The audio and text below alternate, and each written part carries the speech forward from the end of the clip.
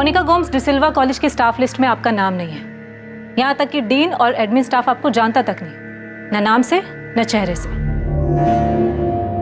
नताशा, अभी उसका सिर्फ एक झूठ पकड़ा गया है, आगे देखो और क्या क्या पता चलता है। जॉर्ज, लेकिन मोनिका कॉलेज जाती थी, मुझे अच्छी तरह से पता है। इवन मुझे भी यही लगता था कि वो वहां पढ़ाती थी। इतने सालों से वो ऐसे कैसे झूठ बोल रही थी? सिर्फ यही नहीं, उसने और कई झूठ बोले। मुझे तब वो पॉल पर भी शक हो रहा है कि पॉल और मोनिका ने मिलकर किया है। पीटर अंकल सही थे। अब तो मुझे भी यकीन हो गया कि सारी डेथ नेचुरल डेथ नहीं थी। आई एम श्योर उनसे कुछ गलती हो रही है। मतलब गलती कॉलेज स्टाफ की है कि वो आपको नहीं पहचान रहे? नहीं, कॉलेज नहीं, गलती नताशा और जॉर्ज कर रहे हैं। मैंने कभी उनसे कहा ही नहीं कि मैं डिसिल्वा कॉलेज में प्रोफेसर हूँ। पता नहीं गलती कर रहे हैं या फिर जानबूझकर झूठ बोल रहे हैं। मैं डिसिल्वा कॉलेज जाती हूँ, लेकिन पढ़ाने के लिए नहीं, अपने काम से। अपने काम से मतलब? मैं पढ़ने जाती हूँ। तो अब आप कह रही हैं कि आप डिसिल्वा कॉलेज की स्टूडेंट हैं? नहीं, मैंने ये नहीं कहा। मैं तो ऑलरेडी ग्रेजुएट हूँ। पढ़ने का शौक है, इसलिए डिसिल्वा कॉलेज की लाइब्रेरी जाती हूँ। इनफैक्ट वही नहीं, और भी लाइब्रेरीज जाती हूँ। तो मिस्टर पॉल, आप भी यही कह रहे हैं कि आपको पता नहीं था कि मोनिका डिसिल्वा कॉलेज में पढ़ाती है? एक्चुअली सर, मुझे लगता था कि वो वहाँ पढ़ाती है, लेकिन उसने सामने से कभी कहा नहीं कि वो उस कॉलेज में प्रोफेसर है। और जब मैंने पूछा तो उसने बताया कि वो वहाँ सिर्फ लाइब्रेरी में पढ़ने जाती है। वो सही बोल रही हैं। हमारे लाइब्रेरी मिसेस गायत्री कुंदनकर ने बताया कि मोनिका यहाँ लाइब्रेरी में रेगुलरली आती है।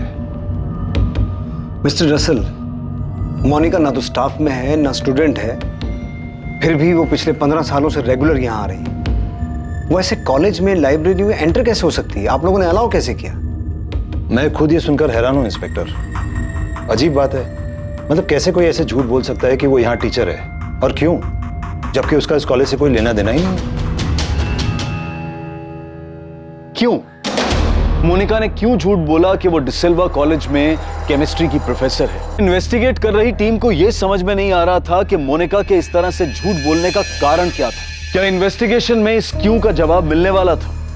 इन 6 मौतों को अब मर्डर की तरह से देखा जाने लगा था। सर, मुझे तो यही लगता था कि वो यहाँ पर पढ़ाती है। काफी टाइम से मैंने उसका आईडी कार्ड भी नहीं चेक किया था। वो रेगुलरली यहाँ आती थी। अगर मुझे पता होता कि उसका इस कॉलेज से कोई लेना देना नहीं है तो मैं उसे अंदर घुसने भी नहीं देती थी। आपने आखिरी बार उसका आईडी कब देखा था? सर, याद नहीं है, काफी पुरानी बात है। पर हाँ, मुझे इतना याद है कि उसके पास स्टाफ का एक आईडी कार्ड था।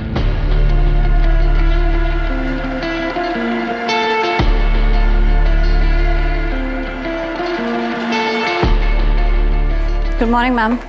मॉर्निंग।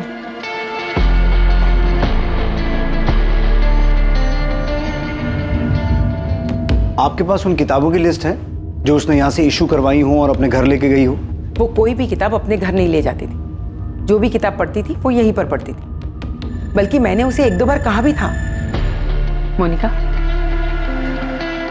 मैंने देखा है तुम किताबें यहीं पर बैठकर पढ़ती हो, घर क्यों नहीं ले जाती? आराम से पढ़ लिया करो ना। मैडम, मुझे कोई भी काम अधूरा छोड़ना पसंद नहीं है, इसलिए यहीं पे पढ़ लेती हूँ। और वैसे भी घर पे और भी बहुत सारे काम होते हैं। मुझे भी ये समझ में नहीं आ रहा है कि ये हो कैसे सकता है। वो लाइब्रेरी में आती है, यहाँ तक कि हमारी सिक्योरिटी भी नहीं रोकती उसे यहाँ आने के लिए। उन्हें भी ये लगता है कि वो यहाँ पढ़ाती है। साहब, वो मैडम तो मेरे यहाँ पे नौकरी लगने से पहले से आती हैं, सब जानते हैं उन्हें साहब। कभी आई कार्ड चेक किया तुमने उनका? साहब, जिन टीचर को रोज आते जाते देखते हैं उनसे आईडी कार्ड कैसे मांगेंगे साहब?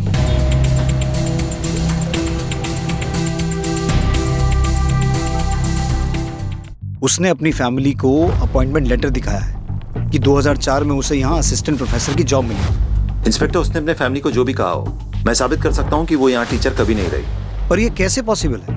वो इतने आराम से कॉलेज में घुस जाती है, कोई उसका आई कार्ड चेक नहीं करता है, और ये काम वो पिछले 15 सालों से कर रही है।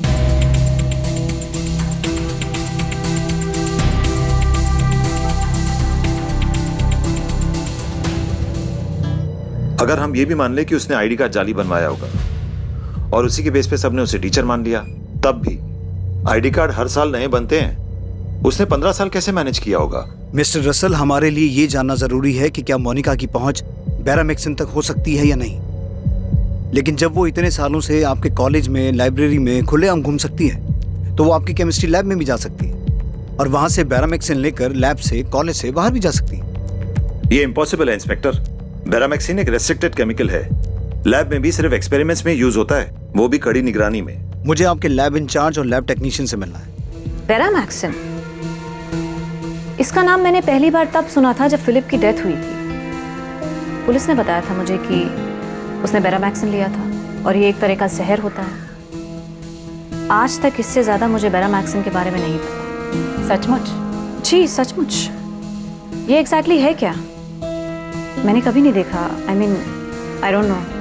आप वाकई इतने अनजान हैं, फिर अनजान बनने का नाटक कर रही हैं। आप तो मुझे अच्छे से जानती भी नहीं है, फिर ऐसा क्यों सोच रही है मेरे बारे में? आप चाहे तो आराम से अंदर बैठ के बात कर सकते हैं। कॉफी पियेंगी आप?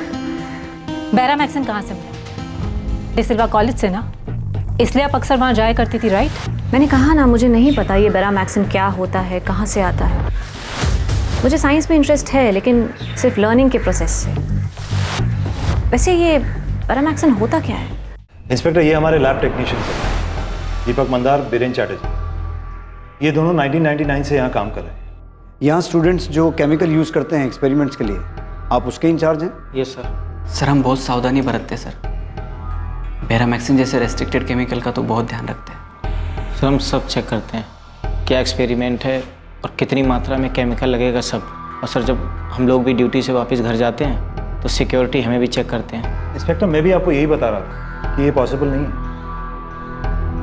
आप दोनों मोनिका गोम्स को जानते हैं? लाइब्रेरी में कई बार मुलाकात हुई है उनसे, कई बार बातें भी हुई हैं। मैं भी मिला हूँ सर उनसे कई बार, पर मुझे ये नहीं पता था कि वो केमिस्ट्री पढ़ाती है। मुझे लगा किसी और डिपार्टमेंट में। मोनिका से बेरामैक्सिन को लेकर कोई बात हुई है?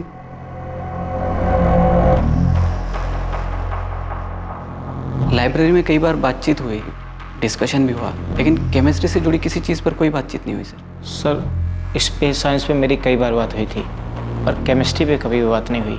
बेरामैक्सिन को लेकर पक्का कोई बात नहीं हुई? पक्का सर। मुझे आपकी इस लैब का 2004 से लेकर अब तक का पूरा डेटा चाहिए, खास तौर पर बेरामैक्सिन का। 2004 से अब तक कितना आया, किस किस एक्सपेरिमेंट में कितना यूज़ हुआ, पूरा रिकॉर्ड। आप दोनों के पास 3 घंटे का टाइम है। 3 घंटे में मुझे पूरा डेटा चाहिए।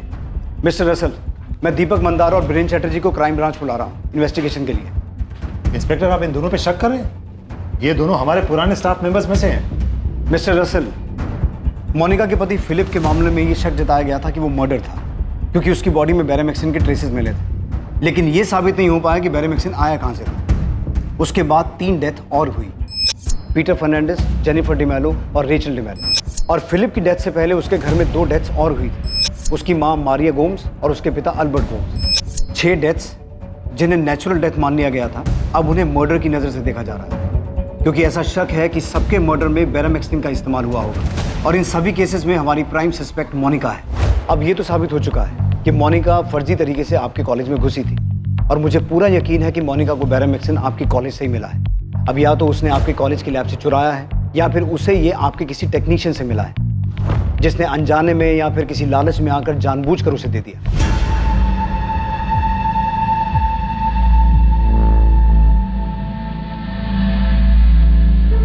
जानबूझकर दिए जाने के चांसेस ज़्यादा हैं, क्योंकि मैं मोनिका को ज़्यादा तो नहीं जानता, लेकिन इतना समझ गया हूं कि वो बहुत शातिर औरत है। उससे उगलवाना मुश्किल होगा, इसलिए हमें आपकी मदद की ज़रूरत पड़ेगी, और मैं उम्मीद रखता हूं कि आप कोऑपरेट करेंगे।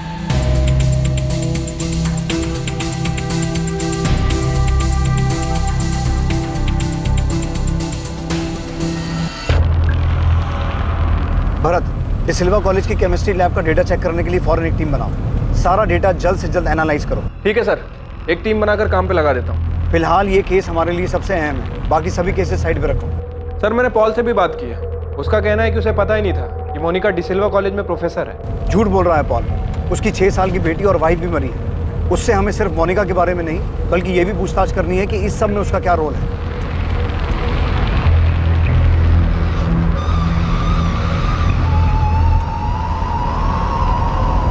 अमृता, मुझे जल्द से जल्द मोनिका के फ़ोन रिकॉर्ड्स चाहिए। जब उसने पहला फ़ोन खरीदा होगा तब से लेकर अब तक जितने भी नंबर इस्तेमाल किए हैं, एक एक नंबर की डिटेल चाहिए। सर तब से लेके अब तक मोनिका भी 38 साल की है, तो उस वक्त 18 से 20 साल की होगी जब उसने पहला फ़ोन खरीदा होगा, राइट? मतलब 2001 या 2 से लेकर अब तक। और पीछे जाना पड़े और पीछे जाओ, लेकिन एक एक नंबर की डिटेल निकालो। कॉलेज में फर्जी तरीके से घुसना, अपने आप को प्रोफेसर बताना, कॉलेज से बेरामैक्सिन चुराना, नकली पेपर्स बनवाना। मैं मानता हूँ कि बहुत शातिर औरत है, लेकिन इतना कुछ करने के लिए उसने किसी न किसी की मदद तो ली होगी।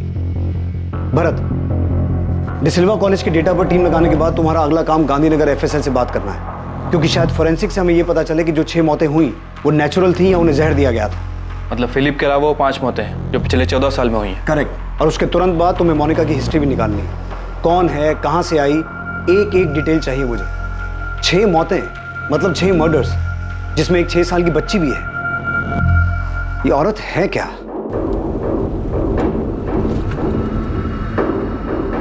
सर, अब मैं यकीन से कह सकता हूं कि जॉर्ज का मोनिका पे शक गलत नहीं है और पीटर फर्नांडिस का शक भी सही था। उसने बहुत कोशिश की, लेकिन शायद हमारी टीम से कहीं ना कहीं चूक हो गई, वरना जेनिफर डिमेलो और रेचल डिमेलो को बचाया जा सकता था। अब सर उन्हें बचा तो नहीं पाए, लेकिन न्याय तो दिलवा सकते हैं। और सर उसके लिए हमें Maria Gomes, Albert Gomes, Peter Fernandes, Jennifer D'Mello और रेचल डिमेलो की बॉडी को ग्रेव से बाहर निकालना होगा। तुम्हें लगता है एफएसएल को इन डेड बॉडी से कुछ हाथ लगेगा?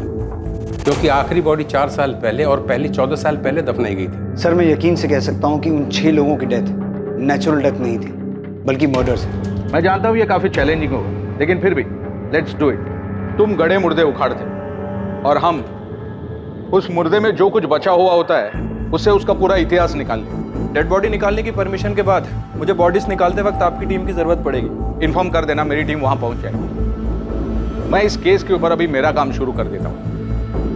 ये केस बहुत इंटरेस्टिंग होने वाला है। भावेश, मैंने तुम्हें एक नंबर भेजा है, जरा उसका पता लगो। ये एक नंबर है जो काफी टाइम से एक्टिव है। मैं जानती हूँ भावेश कि ये काम आसान नहीं है, लेकिन क्या करें, ये केस भी आर्कियोलॉजी के एक्सपेक्टेशन से कम नहीं है। अमृता जी, आप इस नंबर का 2003 से रिकॉर्ड मांग रहे हैं। ऊपर से इस नंबर पे जिससे बात हुई है उनका भी उतने साल पुराना रिकॉर्ड, और सर्वर में इतना डाटा मेंटेन थोड़ी होता है।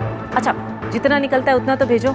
डेड बॉडीज को खोद कर बाहर निकालने के लिए हमें मजिस्ट्रेट का ऑर्डर लगेगा। मैं आज ही लेटर भेजता हूँ। जितनी जल्दी परमिशन मिलेगी उतना अच्छा है। मैं चर्च अथॉरिटी से बात करता हूँ, अगर वहाँ से भी किसी तरह की परमिशन की ज़रूरत है तो ले लेता हूँ। पर साथ साथ तुम्हें ये भी पता करना होगा कि मोनिका को बैरामैक्सिन मिला कहाँ से, क्योंकि अगर 14 साल पुरानी डेड बॉडी से कुछ नहीं मिला तो हमें बैरामैक्सिन के सोर्स को ही ट्रैक करना होगा।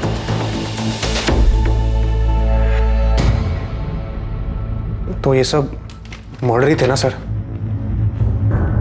जॉर्ज, हम डिसिल्वा कॉलेज की केमिस्ट्री लैब का पिछले 15 साल से अब तक का रिकॉर्ड चेक कर रहे हैं, लेकिन ग्रेव्स में से डेड बॉडी को खोद के निकाल के उसमें से बैरामैक्सिन के बारे में पता करना आसान काम नहीं है। और अगर पता नहीं चल पाया कि जहर दिया गया था तो फिलिप की डेथ के अलावा बाकी सब की डेथ नेचुरल मान ली जाएगी।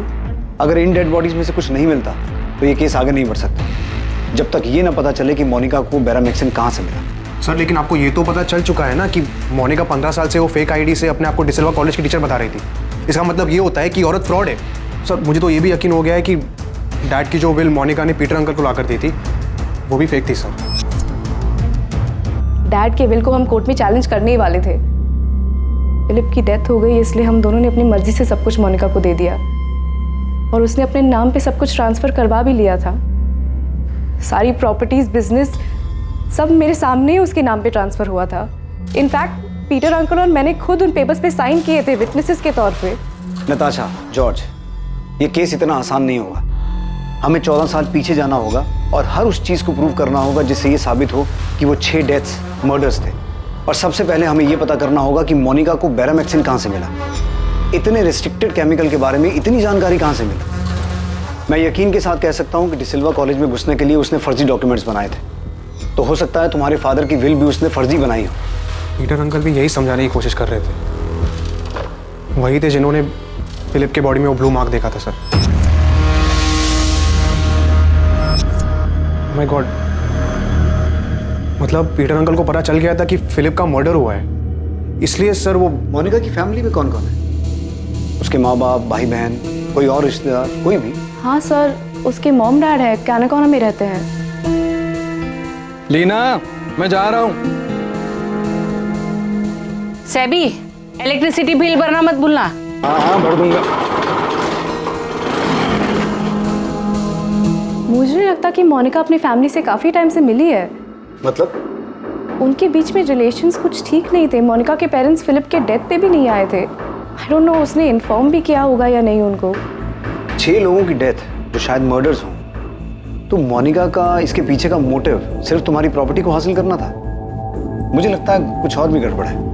वही तो हम भी समझ नहीं पा रहे कि मोनिका के साथ गड़बड़ क्या है। सर, पॉल की वाइफ रेचल और उसकी बेटी जेनिफर, हमें लगता है कि उन दोनों को भी मोनिका ने मारा है सर, जिनका हमारी प्रॉपर्टी से कोई कनेक्शन नहीं है। मोनिका का मानसिक संतुलन ठीक है ना?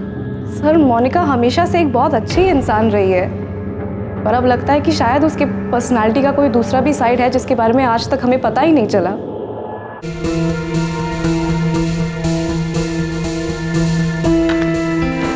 क्या हुआ पॉल?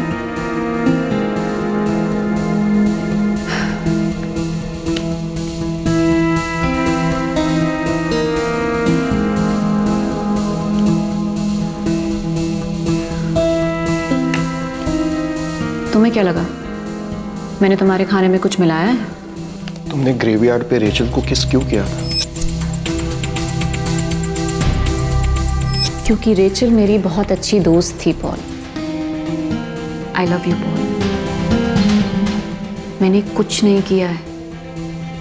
नताशा और जॉर्ज को गलतफहमी हो रही है। पॉल मैं प्यार का दिखावा नहीं कर सकती, लेकिन मैं उन सब से प्यार करती थी जिन्हें मैंने खोया है। मुझे भी बहुत दुख है उनके जाने का।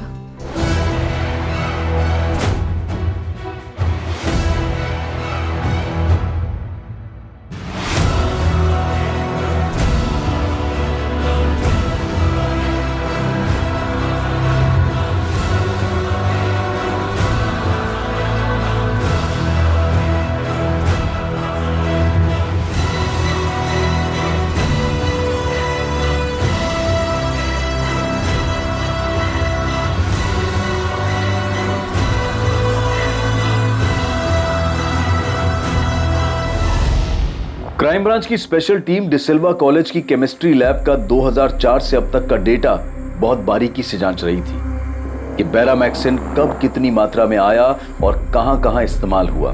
लैब टेक्नीशियन दीपक मंदार और बीरेन चैटर्जी को भी पूछताछ के लिए बुलाया गया था। इसी दौरान मारिया गोम्स, एल्बर्ट गोम्स, फिलिप गोम्स और पीटर फर्नांडिस के अवशेष जांच के लिए ग्रेव्स खोदकर बाहर निकालने की परमिशन भी मिल गई और जेनिफर डिमेलो और रेचल डिमेलो के भी ग्रेव्स को खोदकर उनके अवशेष बाहर निकालने की अनुमति मिल गई।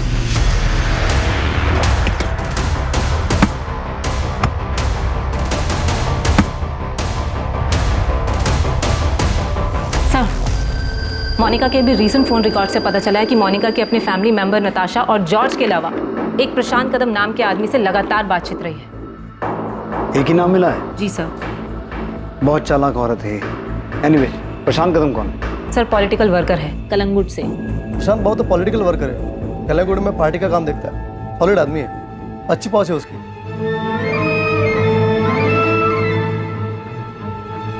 ऐसा कोई बड़ा पॉलिटिशियन नहीं है, पर एरिया में धाक है उसकी। पर मैम ये मोनिका का प्रशांत कदम से क्या कनेक्शन हो सकता है? गणेश, ये तुम मुझसे मत पूछो, खोद कर निकालो और मुझे बताओ कि क्या मामला है। ये 6 के 6 डेथ मर्डर्स लग रहे हैं। फिलिप के केस में तो तुम चूक गए थे, पर इस बार कोई गलती नहीं होनी चाहिए। सर खबरी गणेश ने कलंगुट में अपने नेटवर्क से पता लगाया है कि मोनिका अपने फैमिली बिजनेस के सिलसिले में अक्सर प्रशांत कदम से मिलती रही है और उसके अलावा भी मिलती रही है। अलावा भी मतलब?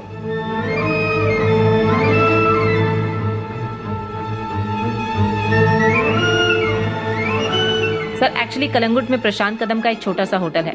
सालों से मोनिका और प्रशांत वहां मिल रहे हैं। अब मोनिका को उठाकर पूछेंगे तो जाहिर सी बात है वो कहेगी ये बिजनेस मीटिंग थी, भले ही उसके प्रशांत कदम के साथ अवैध शारीरिक संबंध रहे। लेकिन हमारा उसकी पर्सनल लाइफ में कोई इंटरेस्ट नहीं है। लेकिन हमारे लिए ये जानना जरूरी है कि प्रशांत कदम उन 6 लोगों की डेथ या उनके मर्डर्स के बारे में कितना जानता है। उसे उठाकर सीधा सवाल करे तो? सीधा उठाकर सवाल पूछने की बजाय कोई दूसरा रास्ता ढूंढना होगा।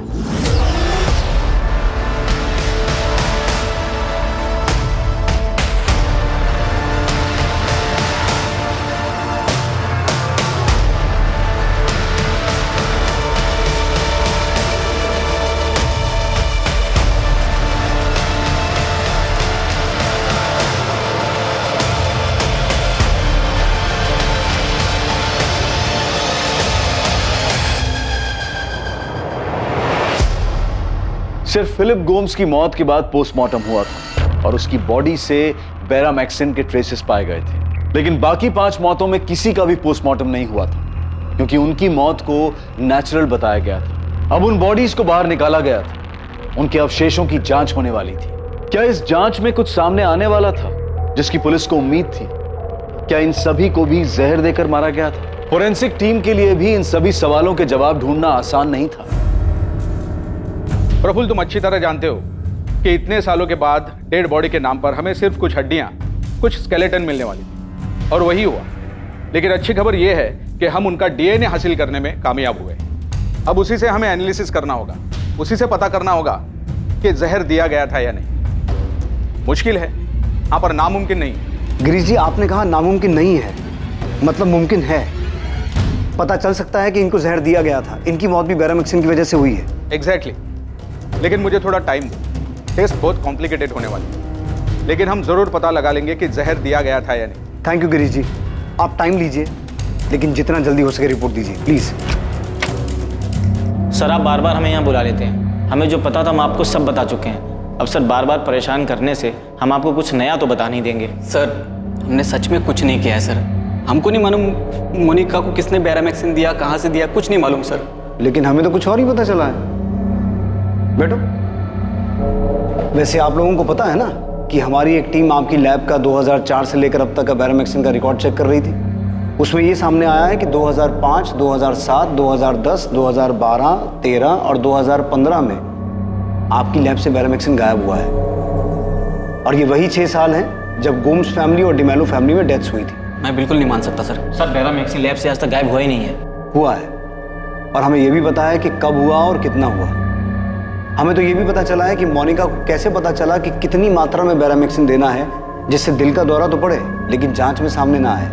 थैंकफुली उस दिन तब तक हमने फिलिप की बॉडी उसकी फैमिली को हैंडओवर नहीं की थी, और उसी वक्त पीटर फर्नांडिस ने नोटिस किया कि फिलिप की बॉडी नीली पड़ रही है। डॉक्टर प्रांस भाई, मैंने उन सभी डॉक्टर से बात की है जिन्होंने बाकी लोगों के केस हैंडल किए थे, लेकिन उनमें से कोई भी डॉक्टर ये पता नहीं लगा पाया कि उन्हें जहर दिया गया था। इंस्पेक्टर, जैसे कि मैंने बताया, इसमें 2 वजह हो सकती है। पहली ये कि उसे जहर दिया ही नहीं गया हो। ये तो इम्पॉसिबल है, क्योंकि मोनिका गुम्स के बारे में जो भी सच सामने आया है वो आम बात नहीं है।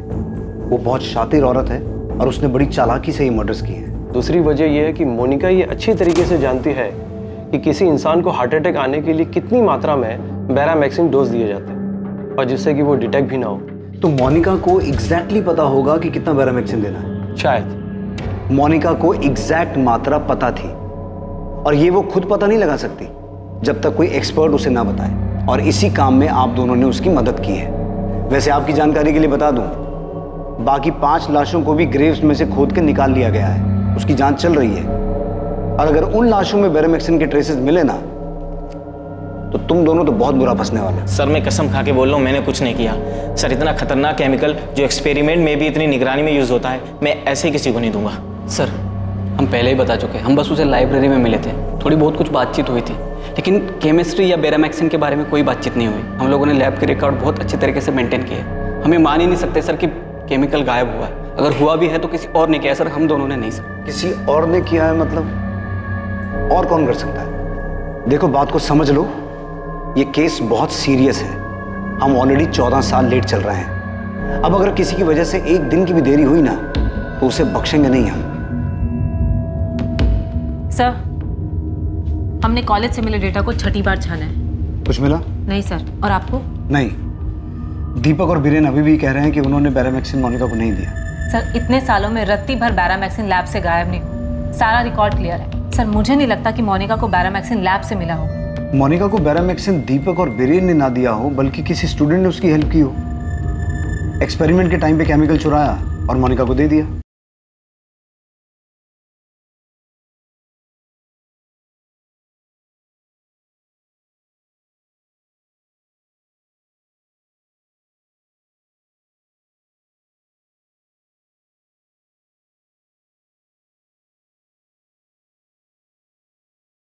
इंस्पेक्टर, स्टूडेंट्स को कोई भी केमिकल लैब से बाहर ले जाने की इजाजत नहीं है। वो उन्हें वहीं एक्सपेरिमेंट में यूज करने को मिलता है और वहीं खत्म करना पड़ता है। लेकिन जब मोनिका आपके कॉलेज में घुस सकती है, सबको बेवकूफ़ बना सकती है कि वो वहाँ पढ़ाती है, तो हो सकता है कि उसने किसी स्टूडेंट को बेवकूफ़ बनाया हो, उसे यूज़ किया हो। इंस्पेक्टर, सिर्फ इसलिए कि हमसे एक गलती हो गई कि वो यहाँ टीचर बन के आती रही और हम पकड़ नहीं पाए, इसका मतलब ये नहीं कि आप हमारे सारे स्टाफ पर शक करेंगे।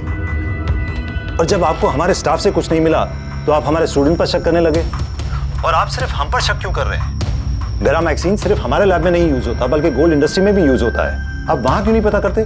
वहां भी पता करेंगे, लेकिन मिस्टर रसल, मुझे एक बात का जवाब दीजिए कि मोनिका ने फेक केमिस्ट्री टीचर बन के जाने के लिए आपका ही कॉलेज क्यों चुना?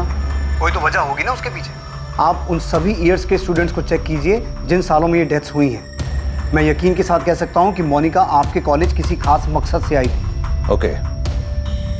अमृता। Yes sir. हमें फोरेंसिक से सभी डिटेल्स मिल जाएंगी। अगर ये पता चलता है कि इन सबको जहर दिया गया था तो ये सभी नेचुरल डेथ के केसेस मर्डर केसेस में तब्दील हो जाएंगे। लेकिन मर्डर को साबित करने के लिए, अपराधी तक पहुंचने के लिए हमें हर हाल में ये पता लगाना होगा कि बैरामेक्सिन आया कहाँ से। सर प्रशांत कदम को उठाए, उससे पूछताछ करें। उठाते हैं प्रशांत।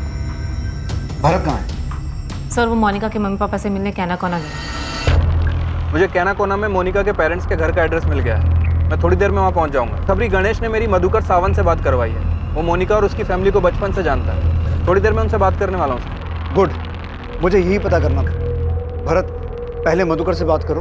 फिलहाल मोनिका के माँ बाप से कुछ पूछताछ मत करना, वरना मोनिका अलर्ट हो जाएगी। मम्मा।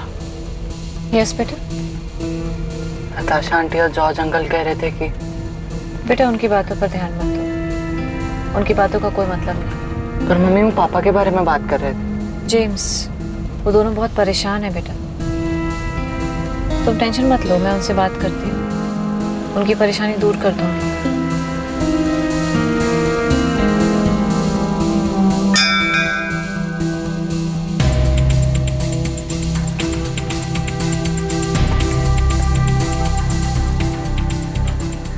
मोनिका, जेम्स को घर का रास्ता पता है, वो खुद घर वापस आ सकता है। नताशा, जेम्स मेरा भी बेटा है। फिलिप की हेल्थ और उसके पीने की आदत की वजह से हमने डिसाइड किया था ना कि वो तुम्हारे साथ रहेगा।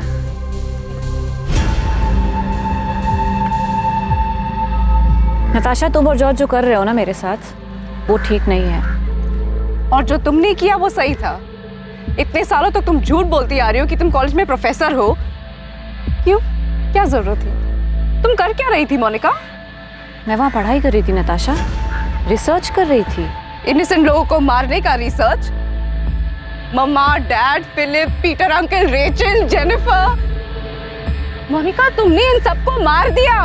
तुमने ये सब कुछ अकेले किया या पॉल ने भी तुम्हारा साथ दिया सब पे? जॉर्ज कहाँ है नताशा? लिसन मोनिका, जॉर्ज वापस लंदन चला गया, तुम उसको छोड़ो। तुम मेरे सवाल का जवाब दो। वापस चला गया? एक बार मुझसे मिलने तक नहीं आया। तो तुमसे डर लगता है? और मुझे भी। ओ हेलो मोनिका, मैं तुमसे कुछ पूछ रही हूँ। बाय नताशा।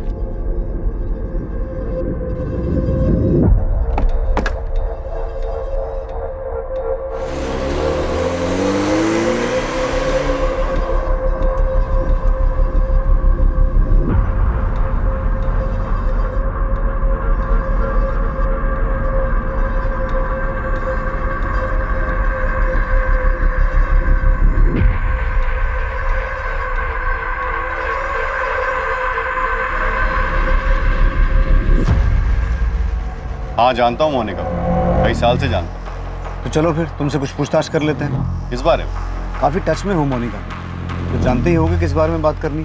वैसे तुम्हारे पार्टी प्रमुख से बात हो गई। अगर इस सब में तुम्हारा कोई हाथ है तो हम तुम्हें अरेस्ट कर सकते हैं। चलो। हेलो। प्रशांत कदम बहुत कुछ जानता था। इस मामले में उसकी भूमिका होने के भी काफी आसार थे, पर बावजूद इस सब के उसे तोड़ना पुलिस के लिए आसान नहीं था। दूसरी तरफ कैनाकोना में पुलिस मधुकर सावंत से मोनिका के अतीत के बारे में बहुत कुछ सनसनीखेज जानने वाली थी। आइए मधुकर।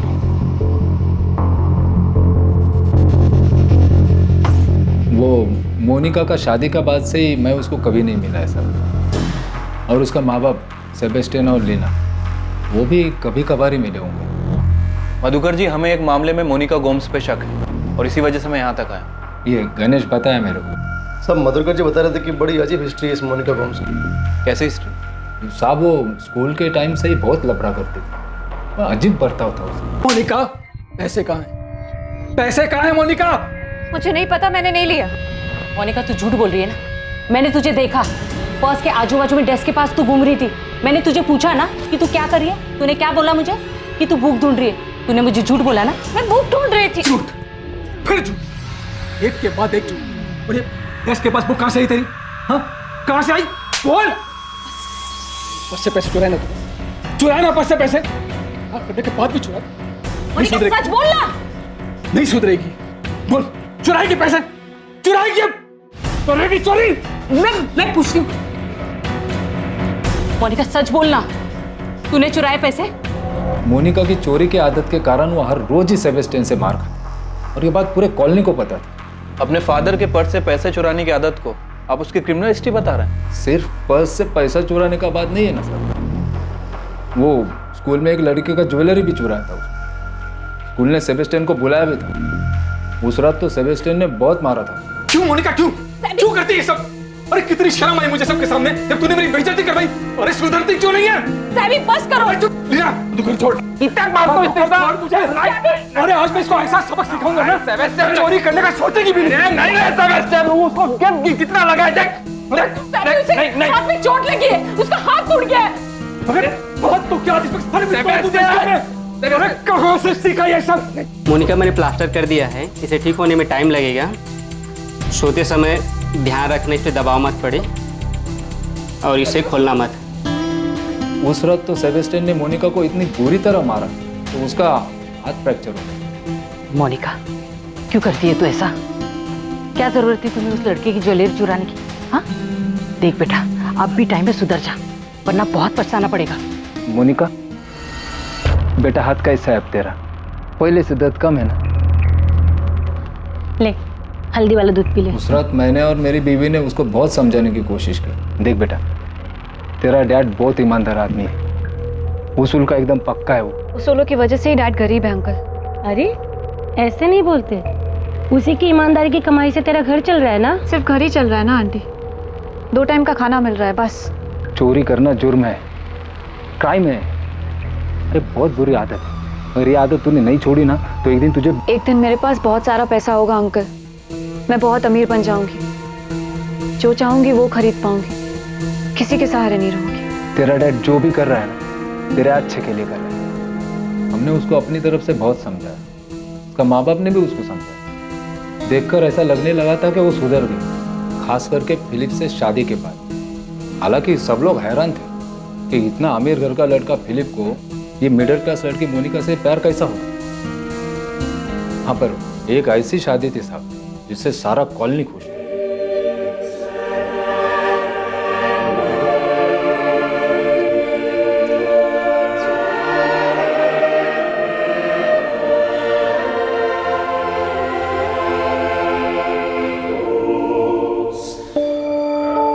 मोनिका के माँ बाप ही नहीं बल्कि आपकी कॉलोनी उसकी शादी से खुश थी। मधुकर जी, हमें पता चला है कि मोनिका काफ़ी टाइम से अपने पेरेंट्स से मिलने नहीं गई और उसके पेरेंट्स भी काफ़ी समय से मोनिका से मिलने नहीं आए, यहाँ तक कि फिलिप्स गोम्स की मौत हो जाने के बाद भी नहीं। ऐसा क्यों? इस बारे में मैं ज़्यादा नहीं जानता है सर। हाँ, पर सेबेस्टियन ने अपनी लाइफ में कुछ चीज़ों को स्वीकार कर लिया था। देखना नहीं चाहती मतलब? मैं कुछ समझा नहीं। वो मुझसे और लीना से मिलना ही नहीं चाहती, उसे अब अपनी ज़िंदगी में हमारी कोई ज़रूरत नहीं। मरे और कितने पता नहीं, मुझे लगता था फिलिप से शादी के बाद वो बदल जाएगी, ठीक हो जाएगी, पर ऐसा कुछ नहीं हुआ। वो जैसी थी वैसे ही है। मेरी इकलौती बेटी, इकलौती औलाद अपने माँ बाप की शक्ल तक देखना नहीं चाहती। सेबेस्टियन ने कभी नहीं बताया कि मोनिका ने उनसे नाता क्यों तोड़ा। देखिए मधुकर जी, आप मोनिका और उसकी फैमिली को बचपन से जानते हैं। मैं आपसे सीधा एक सवाल पूछता हूँ, कुछ छुपाइएगा। मधुकर जी, क्या यह पॉसिबल है कि सेबेस्टियन और लीना को पता था कि उनकी बेटी मोनिका ने अपने ससुराल वालों को जहर देके मारा? मधुकर जी, मोनिका के पति के केस में साफ हुआ है कि उसकी बॉडी में जहर था। अभी साहब, मेरे को सेबेस्टियन, लीना और मोनिका के बारे में जितना भी मालूम था ना, मैंने आपको बता दिया। अब ये सेबेस्टियन और लीना उसके बारे में क्या जानता है क्या नहीं जानता है वो मेरे को नहीं मालूम।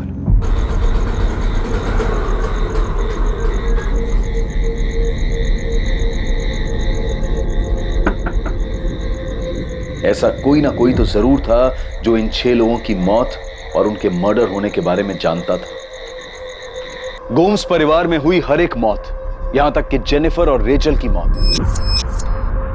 इस सब के बारे में कोई तो था जिसे जानकारी थी। 14 सालों तक स्वाभाविक मौत के नाम पर छुपी इन 6 रहस्यमयी हत्याओं में से एक शातिर षड्यंत्र की बू आ रही थी और इस षड्यंत्र की जानकारी एक नहीं बल्कि कई लोगों को थी। पैरामैक्सिन?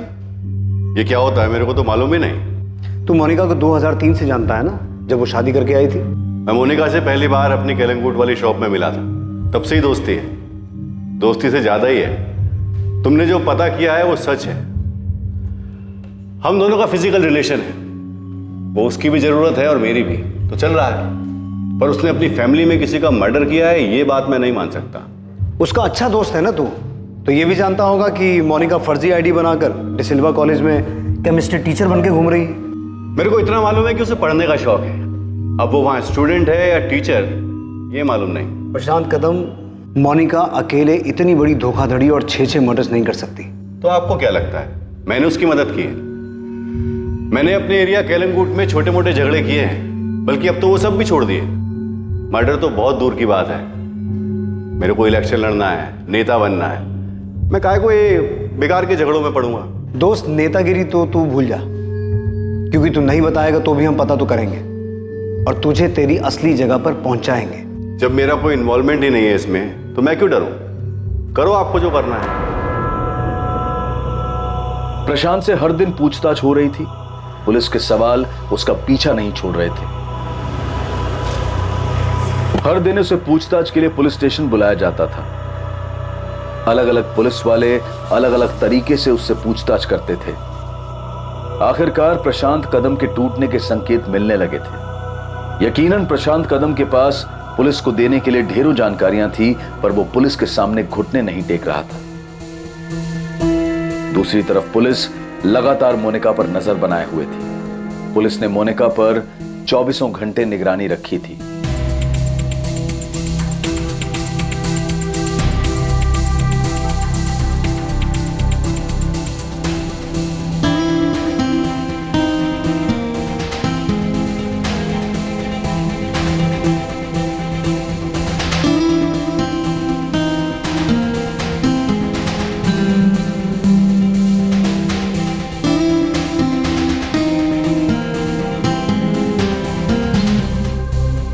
मिस हो गया सर।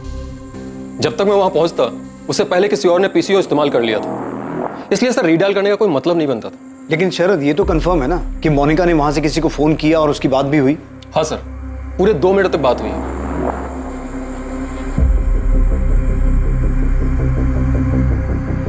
मोनिका ने 1:30 पे कॉल किया था। सर ये है उस पीसीओ का नंबर जहां से उसने कॉल किया था।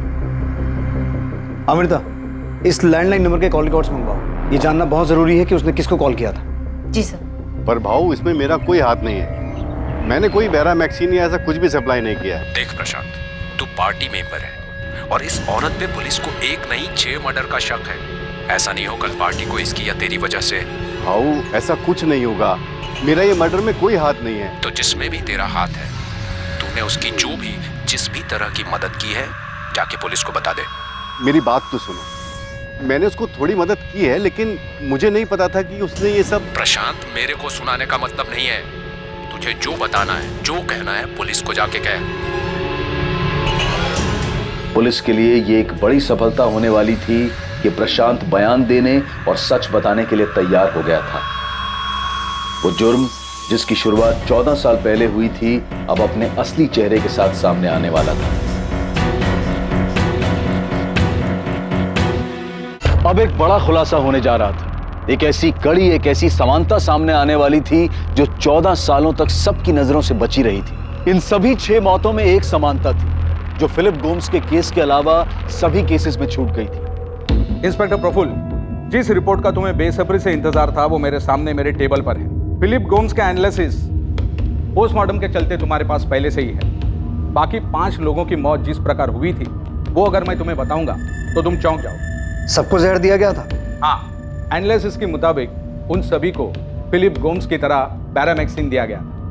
Maria Gomes, Albert Gomes, Peter Fernandes, 6 साल की बच्ची जेनिफर और उसकी माँ रेचल डिमेल, इन सभी को पैरामैक्सिन दिया गया था, जिसकी वजह से उन्हें हार्ट अटैक आया, जिसकी मात्रा इतनी कम थी कि डॉक्टर भी उसे पहचान नहीं पाए और उन्हें डेड डिक्लेयर कर दिया। और इस तरह सारे मर्डर्स एक नेचुरल डेथ बन गए।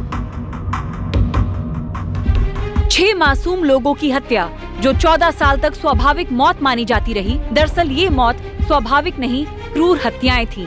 2010 में फिलिप गोम्स की मौत पर शक सबसे पहले गहराया था, पर अनदेखी और लापरवाही के कारण ये हत्या आत्महत्या के नाम पर दर्ज की गई और फाइल बंद कर दी गई। जो सच 14 साल जमीन में दफन रहा, वो आज बाहर आकर न्याय की गुहार लगा रहा है।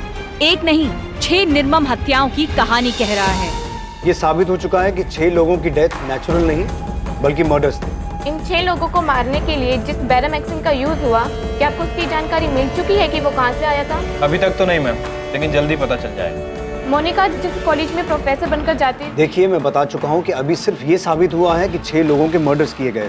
क्यों हुए, किसने किए, कैसे किए, ये सब पता लगाना अभी बाकी है। हमारे पास कुछ लीड्स हैं, लेकिन फिलहाल वो लीड्स आपके सामने नहीं रख सकते। प्रशांत कदम, तेरा खेल और पॉलिटिकल करियर दोनों खत्म। सजा कम करवाने का एक मौका दे रहा हूँ। हमें पता तो चल चुका है कि मोनिका का इन मर्डर्स में साथ तू नहीं दिया था, बैरामैक्सिन तू न ला के दिया था। साहब, मैंने उसकी मदद नहीं की। मुझे तो सुनकर खुद शौक लगा था कि उसने 6 लोगों को मारा है। सच्ची बोल रहा हूँ साहब, मेरे को आइडिया नहीं था कि उसने किसी को मारा है। हेलो, कौन बोल रहा है?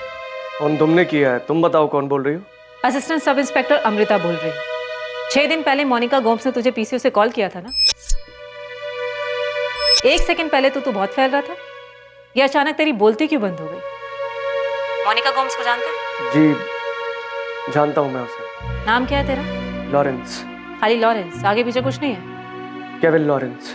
केविन, तू मोनिका गोम्स को कैसे जानता? मेरे को बैरामैक्सिन के बारे में तो कुछ मालूम नहीं, पर मैं आपको कुछ और बता सकता हूँ। पर मेरे को मालूम नहीं कि उनका इन मर्डर से कुछ लेना देना है कि नहीं। प्रशांत, अपने भेजे का इस्तेमाल कर। मोनिका नहीं बोल रही है तो तू बोल, तेरे पास मौका है। जो जानता है बक दे, वरना दोस्त इतना तोड़ेंगे ना, तुझे बोलना तो पड़ेगा। तू 24 घंटे हमारी निगरानी में, इसलिए भागने की सोचना भी मत। तेरे लिए यही अच्छा होगा कि तू खुद दोना पोला क्राइम ब्रांच में आके रिपोर्ट कर, वरना हम तुझे उठा लें, समझा? अब तक जो सच सामने आए थे वो पूरी तरह से अविश्वसनीय थे, लेकिन अभी और भी रहस्य थे इस केस के, और भी खुलासे होने बाकी थे। ये वो 6 दर्दनाक भयानक हत्याएं थी जो 14 साल पहले से घट रही थी। इस दर्दनाक भयानक केस में सबसे हैरान करने वाली बात यह थी कि हत्याओं की इस श्रृंखला को रोका जा सकता था। ये हत्याएं कभी नहीं होती। ये सब हत्याएं और वो खुलासे जो होने बाकी हैं, जब उनका सच सामने आएगा और ये पता चलेगा कि ये सब क्यों, कैसे और किसने मिलकर किया था, तो सिर्फ पुलिस इन्वेस्टिगेशन में नहीं बल्कि पूरे देश में हड़कंप मचने वाला था। जॉर्ज, ये केस बहुत सीरियस हो गया है। मुझे लगता है तुम्हें गोवा आ जाना चाहिए। हाँ नताशा, मैं आ रहा हूँ। मोनिका ने पुलिस को कुछ बताया? अभी तक तो नहीं। मुझे तुम्हें कुछ बताना है जो मैंने तुम्हें आज तक नहीं बताया। क्या बताना है नताशा?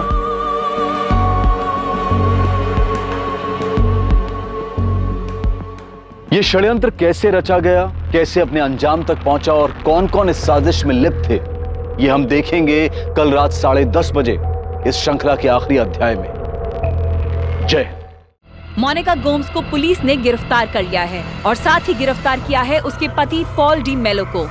आपको याद दिला दें, पॉल डी मेलो की 6 साल की बेटी जेनिफर और बीवी रेचल डी मेलो भी इस निर्मम हत्याकांड की शिकार हैं।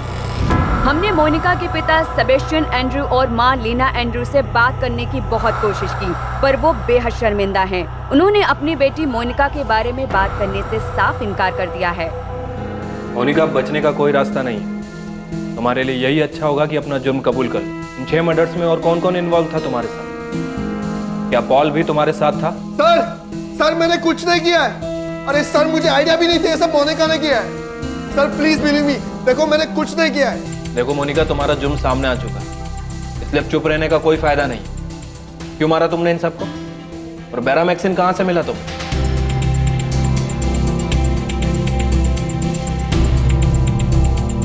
साहब, मेरे को बैरामैक्सिन के बारे में तो कुछ मालूम नहीं, पर मैं आपको कुछ और बता सकता हूं। पर मेरे को मालूम नहीं कि उनका इन मर्डर से कुछ लेना देना है कि नहीं। प्रशांत की तरह केविन भी पुलिस से काफी कुछ छुपा रहा था,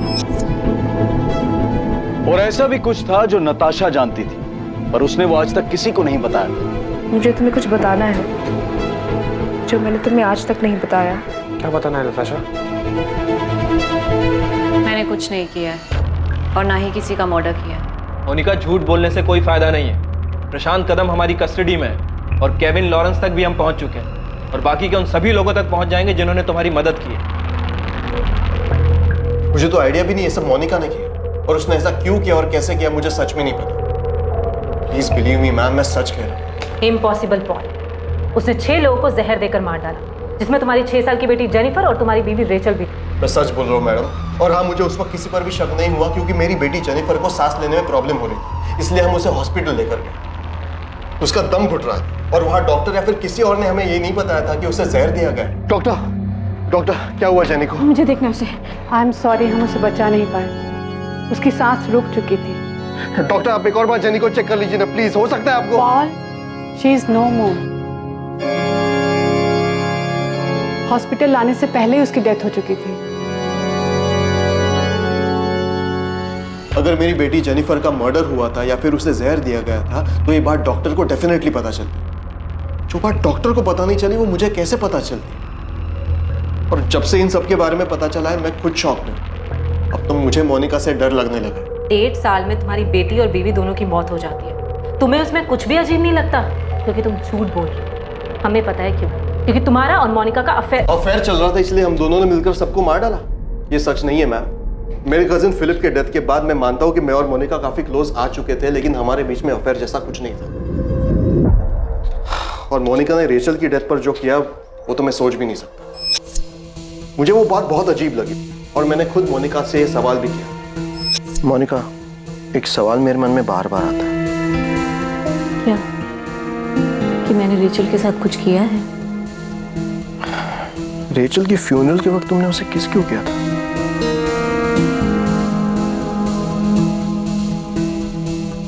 क्योंकि रेचल मेरी बहुत अच्छी फ्रेंड थी और ये बात मैंने तुम्हें पहले भी कई बार बताई है।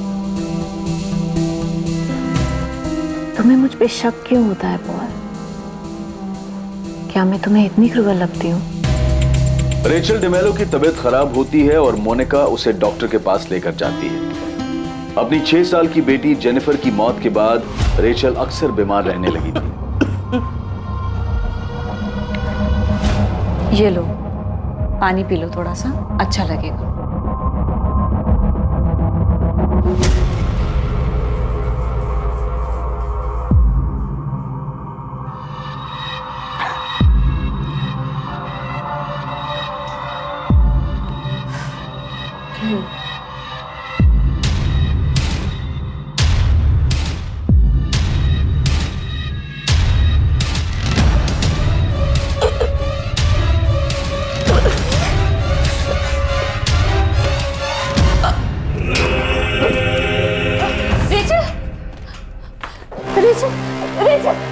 अगर मोनिका ने रेचल के साथ कुछ किया भी था तो ये बात आज सामने आई, लेकिन उस वक्त डॉक्टर को कुछ भी पता कैसे नहीं चला? अब आप बताइए मैडम, उस वक्त मैं किस पर शक करता और कैसे शक करता? एक दशक से भी ज्यादा लंबे समय के लिए जो सच जमीन के नीचे दफन थे, उसके अवशेष आज न्याय की मांग कर रहे थे। लेकिन पुलिस को इस बात का कोई सुराग नहीं मिला था कि मोनिका को बेरामैक्सिन आखिर मिला कहां से, जिससे इन 6 हत्याओं को अंजाम दिया गया था। क्या ये सारी हत्याएं मोनिका ने अकेले की थी या फिर कुछ और लोग भी थे जो उसके इस जुर्म में सहभागी थे? ये पता लगाना मुश्किल था क्योंकि मोनिका ने पूरी तरह से चुप्पी साध ली थी। वो कुछ कबूल करने या बताने के लिए तैयार ही नहीं थी।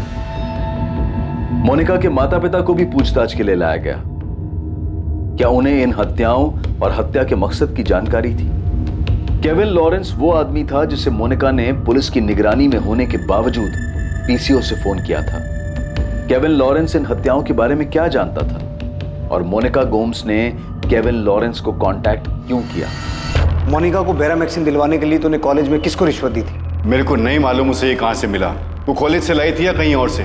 मैंने किसी को रिश्वत नहीं दी। रोना बंद कर, नाम बता। दीपक मंदार, बीरेन चैटर्जी या दोनों? दीपक, बीरेन। 2004 से लेकर अब तक के हर स्टूडेंट, हर स्टाफ मेंबर से पुलिस पता करने में लगी है कि मोनिका को बेरामैक्सिन जैसा रेस्ट्रिक्टेड केमिकल किसने दिया। सर, हमने स्टॉक की सारी डिटेल्स दे दी। जितना भी हमें पता था हमने सब बता दिया। उसके बाद भी सर आप हम पे शक कर रहे हैं? सर, हम बेवजह उस औरत के किए की सजा भुगत रहे। हमने जरा भी बेरामैक्सिन लैब के बाहर नहीं जाने दिया। हम उसकी मदद क्यों करेंगे सर, वो भी 6 लोगों के मर्डर केस में, एक सीरियस क्राइम में। मैं मानता हूं मेरा मोनिका के साथ चक्कर था।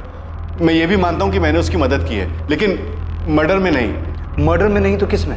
मैंने उसे नकली मार्कशीट बनवा के दी थी। डिसिल्वा कॉलेज का अपॉइंटमेंट लेटर और आई कार्ड भी मैंने ही उसे बनवा के दिया था। क्या? लेकिन क्यों? डिसिल्वा कॉलेज का नकली आई कार्ड, नकली मार्कशीट, अपॉइंटमेंट लेटर, ये सब बनवाने के पीछे कोई मकसद तो होगा ना? मेरे को नहीं मालूम था कि वो इसका क्या करने वाली है। मैंने पूछा ही नहीं। प्रशांत, डिसिल्वा कॉलेज में तुम्हारी कोई अप्रोच है? एंट्री दिला सकते हो मुझे वहाँ? तुम्हें वहाँ एडमिशन लेना है? फिर से स्टूडेंट बनना चाहती हो? नहीं, लेक्चरर। लेक्चरर? मोनिका, वो साइंस कॉलेज और तुम कॉमर्स ग्रेजुएट, क्या करोगी वहाँ लेक्चरर बन के? तुम मुझे केमिस्ट्री की मार्कशीट दिलवा सकते हो? तुम्हें ये सब करना क्यों है? क्योंकि मैं केमिस्ट्री की लेक्चरर बनना चाहती हूँ, इसलिए।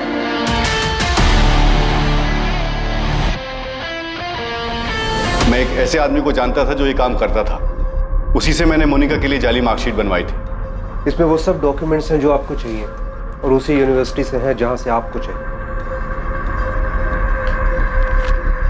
Thank you Rahul. तू अभी भी आधा सच बोल रहा है, बिना मार खाए पूरा बोलेगा नहीं? साहब, सच बोल रहा हूँ। मुझे नहीं पता था कि वो इसका क्या करेगी। मुझे लगा मस्ती कर रही है। फिर उसने जब कॉलेज का आईडी कार्ड बनवाने के लिए कहा तो मुझे सही में लगा कि वो मजाक कर रही है। I card? आई कार्ड क्यों चाहिए? मोनिका, पहले तुमने कहा कि तुम्हें मार्कशीट चाहिए, अब कह रही हो लेक्चरर का आई कार्ड भी चाहिए। आई कार्ड इतनी बड़ी चीज है क्या जो इतने सारे सवाल पूछ रहे हो? बड़ी चीज नहीं है, बन जाएगा। पर तुम्हें चाहिए क्यों? चाहिए, बस बनवा दो प्लीज। प्रशांत, मुझे फिलिप को दिखाना है कि मैं कॉलेज में लेक्चरर हूँ। Thank you Rahul, thank you so much. आप इस नकली आई कार्ड से असली स्टूडेंट्स को पढ़ाने का सोच रहे हो? इससे क्या करने का सोच रही हो वो तो मुझ पे छोड़ दो। तुम ये रखो।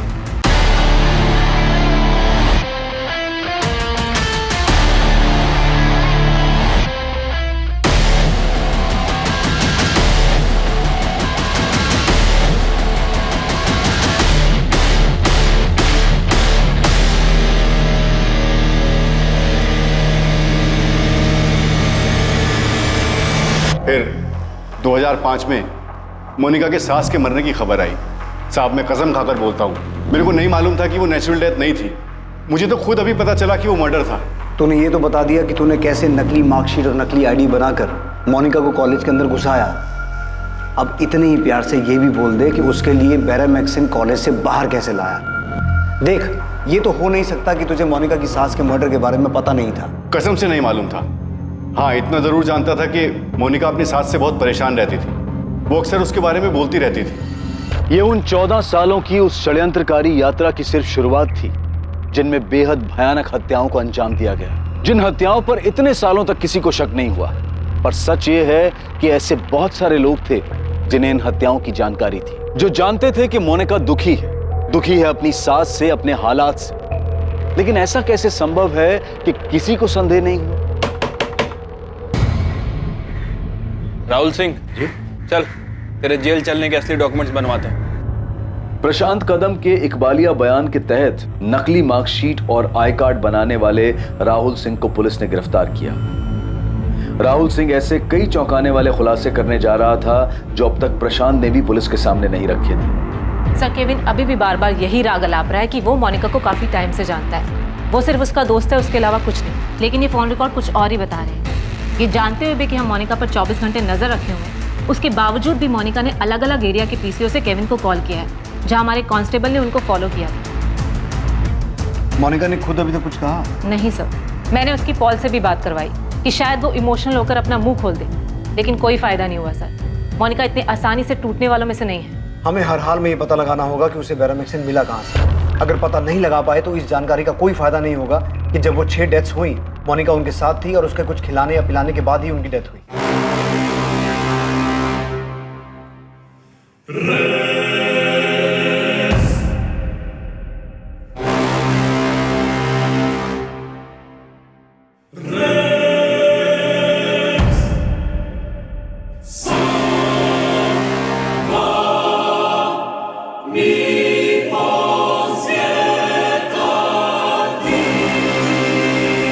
मुझे लगता है कि उसे पता है कि अगर हम ये साबित नहीं कर पाए कि उसे बैरामैक्सिन कहाँ से मिला, भले ही उसने वो जहर देकर उन सबको मारा हो, तो वो बच सकती। जब हम इस केस पर पकड़ बनाने की कोशिश कर रहे थे, मोनिका भी अपनी तैयारी कर रही थी।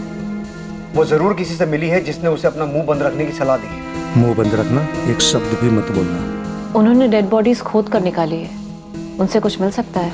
वो इस बार इतनी आसानी से हार नहीं मानेंगे, जमीन आसमान एक कर देंगे। उन्हें पक्का कुछ ना कुछ तो मिलेगा। उन्हें सिर्फ मुझ पर शक नहीं है, बल्कि वो ये मान चुके हैं कि ये सब मैंने ही किया है। देखो मोनिका, कोई भी इंसान अंजाम भुगतना नहीं चाहता है, वो भी तब जब इतने साल तक सब शांत हो और बात न उलझी हो। लेकिन अब ये बाहर आ चुके हैं और ये रुकने वाले नहीं हैं। अब इससे निपटने का सिर्फ एक ही तरीका है कि सब लोग अपना मुंह बंद रखें। खुद को बचाने की कोशिश में हाथ पैर मत मारना। सिर्फ एक काम करना है तुम्हें, मना करो, जस्ट डिनाई। और ऐसा सिर्फ तुम्हें नहीं, सब लोगों को करना होगा, तभी बच सकते हो। उसे जरूर किसी वकील से सलाह मिली है। इन कॉल रिकॉर्ड्स में किसी वकील का नंबर मिला? नहीं सर। सर, राहुल सिंह ऐसा बहुत कुछ जानता है जो हमारे काम का हो सकता है। फर्जी मार्कशीट और आई कार्ड के पीछे प्रशांत ने बहुत कुछ छुपाया है। मतलब बैरामैक्सिन मोनिका को उसी ने ला के दिया था? बैरामैक्सिन नहीं सर, लेकिन प्रशांत को पता था कि मोनिका ने अपनी मदर इन लॉ का मर्डर किया है। सर, मैंने मोनिका को फर्जी मार्कशीट, अपॉइंटमेंट लेटर और आईडी कार्ड बना के दिया था, पर यह सिलसिला यहाँ नहीं रुका। नहीं रुका मतलब? मोनिका की सास के मरने के बाद प्रशांत भाऊ ने उसे फिर एक बार मेरे पास भेजा था। और इस बार क्या बनाया तूने?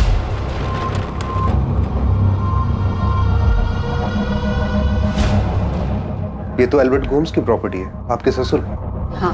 आपको इसमें भी फ्रॉड करना है? हाँ राहुल, मालूम है मेरे को, वसीयत बनानी है। प्रशांत भाऊ, आपको पता है ना ये सारी प्रॉपर्टी करोड़ों की होगी। चिंता मत कर, उसमें तेरा भी थोड़ा सा हिस्सा है। वो ये वसीयत जिस भी काम के लिए बनवा रही है उसकी रजिस्ट्री करवानी पड़ेगी, आपको पता है ना ये बात? उसकी चिंता तू क्यों करता है, मैं हूं ना इधर, तू बस वसीयत बना।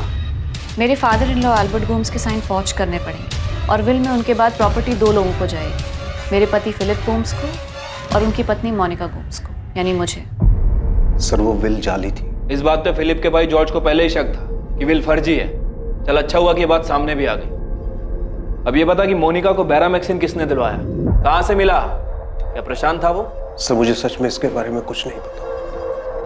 मैं प्रशांत भाऊ के लिए सिर्फ फर्जी डॉक्यूमेंट बनाने का काम किया करता था। पहले मोनिका अपनी सास मारिया गोम्स का मर्डर करती है और उसके बाद फर्जी विल बनवाती है और उसके बाद वो अपने ससुर एल्बर्ट गोम्स का मर्डर करती है और उनके मरने के तुरंत बाद वो फर्जी विल सामने आती है और उसके बाद वो अपने हस्बैंड फिलिप का भी मर्डर करती है। और जैसा कि नताशा और जॉर्ज ने बताया कि फिलिप के मर्डर के बाद दोनों खुशी खुशी सारी प्रॉपर्टी मोनिका के नाम कर देते हैं। अब इन सबको तोड़ना होगा। नताशा और जॉर्ज को बुलाओ, मोनिका के पेरेंट्स को भी बुलाओ। अब मोनिका का खेल खत्म हो चुका है, उसके चेहरे से नकाब हटाने का वक्त आ गया है। मैंने मोनिका की जिस काम में हेल्प की थी वो मैंने आपको सब बता दिया है। इसके अलावा ना मैंने कुछ किया है और ना ही मुझे कुछ पता है साहब। तेरी बकवास बहुत सुन ली प्रशांत। अब जब तक तू ये नहीं बताएगा कि तूने मोनिका को बैरामैक्सिन कहाँ से ला के दिया था, हम मोनिका के हर मर्डर में तुझे उसका भागीदार बनाएंगे और तू जेल से कभी बाहर नहीं आ पाएगा। इस बात की गारंटी मैं तुझे देता हूँ। हम सिर्फ दोस्त हैं। हाँ, कुछ साल पहले तक हमारा अफेयर था, लेकिन अब ऐसा कुछ भी नहीं है। उसने मुझसे कुछ सलाह लेने के लिए मुझे फोन किया था। अब मैं तुझे एक सलाह देता हूँ, कान खोल के सुन। मोनिका को बचाने के चक्कर में मत रहे। मोनिका तो बहुत लंबा अंदर जाएगी और साथ में तू भी जाएगा। मैं सच बोल रहा हूँ सर, अब हम सिर्फ दोस्त हैं। मेरा इस केस से कोई मतलब नहीं है। मेरे हस्बैंड केविन का इन मर्डर से कोई लेना देना नहीं है। वो किसी को नहीं मार सकते। अगर मोनिका कोई सलाह मांगने के लिए उन्हें फोन करती है तो इसका मतलब ये तो नहीं है ना कि इन मर्डर्स में उन्होंने उसकी हेल्प की है। मिसेस मार्गरेट लॉरेंस, जब से ये केस खुला है तब से मोनिका ने एक बार नहीं बल्कि आपके पति को 4 बार अलग अलग पीसीओ से कॉल किया है। क्यों? अब ऐसा क्या हो गया कि हर दूसरे दिन सलाह लेनी पड़ती है? दरअसल आपका पति झूठ बोल रहा है, सच छुपा रहा है वो। और हम श्योर है कि इन सब मर्डर में आपके पति को सिर्फ मालूम ही नहीं बल्कि इन सब मर्डर्स में उसने मोनिका की मदद भी की। सर, हम मोनिका को तोड़ने की पूरी कोशिश कर रहे हैं, लेकिन हर बार वो यही कह रही है कि उसने कुछ नहीं किया। जाहिर सी बात है, वो जानती है कि हम उसे तब तक दोषी साबित नहीं कर पाएंगे जब तक बैरामैक्सिन के सोर्स को ट्रैक नहीं कर लेते। बैरामैक्सिन के मामले में अभी तक कोई लीड नहीं मिली? नहीं सर, कॉलेज से तो कुछ नया सामने नहीं आया है, लेकिन प्रशांत और केविन है हमारे पास और मुझे यकीन है कि ये काम इन दोनों में से ही किसी का है। प्रफुल्ल, इस मोनिका ने किस लेवल की प्लानिंग की? ये सामने आने के बाद भी कि कॉलेज में वो फर्जी तरीके से घुसी थी, हम अभी तक पता नहीं लगा पा रहे हैं कि वो केमिकल उसके पास आया कहां से। सर, ये मोनिका बहुत शातिर औरत है, बहुत शातिर। अब तक जो भी पता चला है उसके हिसाब से मोनिका अपनी सास मारिया गोम्स से नाराज थी, क्योंकि मारिया गोम्स उसे फिजूल खर्च के लिए पैसे नहीं देती थी, उससे हिसाब मांग लेती थी और घर में भी मारिया गोम्स की ही चलती थी। और ये हमें किसी और ने नहीं, खुद मोनिका के पेरेंट्स ने बताया। जब हमें इन मर्डर्स के बारे में पता चला तो सुनकर हम भी शॉक हुए थे, पर ऐसा नहीं है कि मोनिका ऐसा कुछ नहीं कर सकती। हम लोग कभी मोनिका को समझ ही नहीं पाए। आपको पता भी था आपकी बेटी क्या कर रही है? सबसे पहले उसने अपनी सास को मारा और उसके बाद एक एक करके सबको मार रही है। नहीं, हमें इस बारे में कुछ नहीं पता। हाँ, मैं मोनिका की सास मिसेस मारिया गोम्स से मिला था और बहुत अच्छी औरत थी। मोनिका शादी के बाद जब उनके घर गई तो मिसेस मारिया गोम्स ने मुझे मोनिका को समझाने के लिए बुलाया था। ऐसा नहीं कि मोनिका किसी का केयर नहीं करती, वो सबका ध्यान रखती है, सबसे प्यार करती है, पर उसकी एक अजीब सी आदत आज तक मेरे समझ में नहीं आई। वो हर रोज बाहर जाती है और जितना पैसा दो सब पैसा खर्च करके आती है, वो भी फालतू चीजों पर, और वापस आकर पैसा मांगने में उसे कुछ गलत नहीं लगता। मम्मा, मेरे भी अपने कुछ पर्सनल खर्चे हैं। ऐसे कौन से पर्सनल खर्चे हैं मोनिका तुम्हारे, जो सारा पैसा खत्म हो जाता है और हमेशा तुम्हें पैसे चाहिए होते हैं? मम्मा, मुझे अपने लिए कुछ खरीदना है। मोनिका बेटा, मैं समझ सकती हूँ कि तुमने गरीबी झेली है। हम अमीर है, हमारे पास पैसा है, इसका मतलब ये थोड़ी है कि फालतू में पैसा उड़ाएंगे। सॉरी बेटा, तुम्हें अपनी आदत ठीक करनी होगी। अब मैं तुम्हें और पैसा नहीं दूंगी। फिलिप, मुझे अच्छा नहीं लगता, बहुत शर्म आती है। हर छोटी से छोटी चीज के लिए मुझे मम्मा के सामने हाथ फैलाने पड़ते हैं। मोनिका, तुम एक काम करो, ये थोड़े पैसे रख लो। फिलिप, मुझे पैसे नहीं चाहिए। मैं बस तुमसे ये कहना चाहती हूँ, क्या मेरा खुद का बैंक अकाउंट, अपना कार्ड नहीं हो सकता क्या? क्यों मैं हर रोज मम्मा के सामने? मोनिका, यानी मम्मा इस घर की बॉस है। कौन कब कैसे कितने खर्च करेगा ये वही डिसाइड करती है।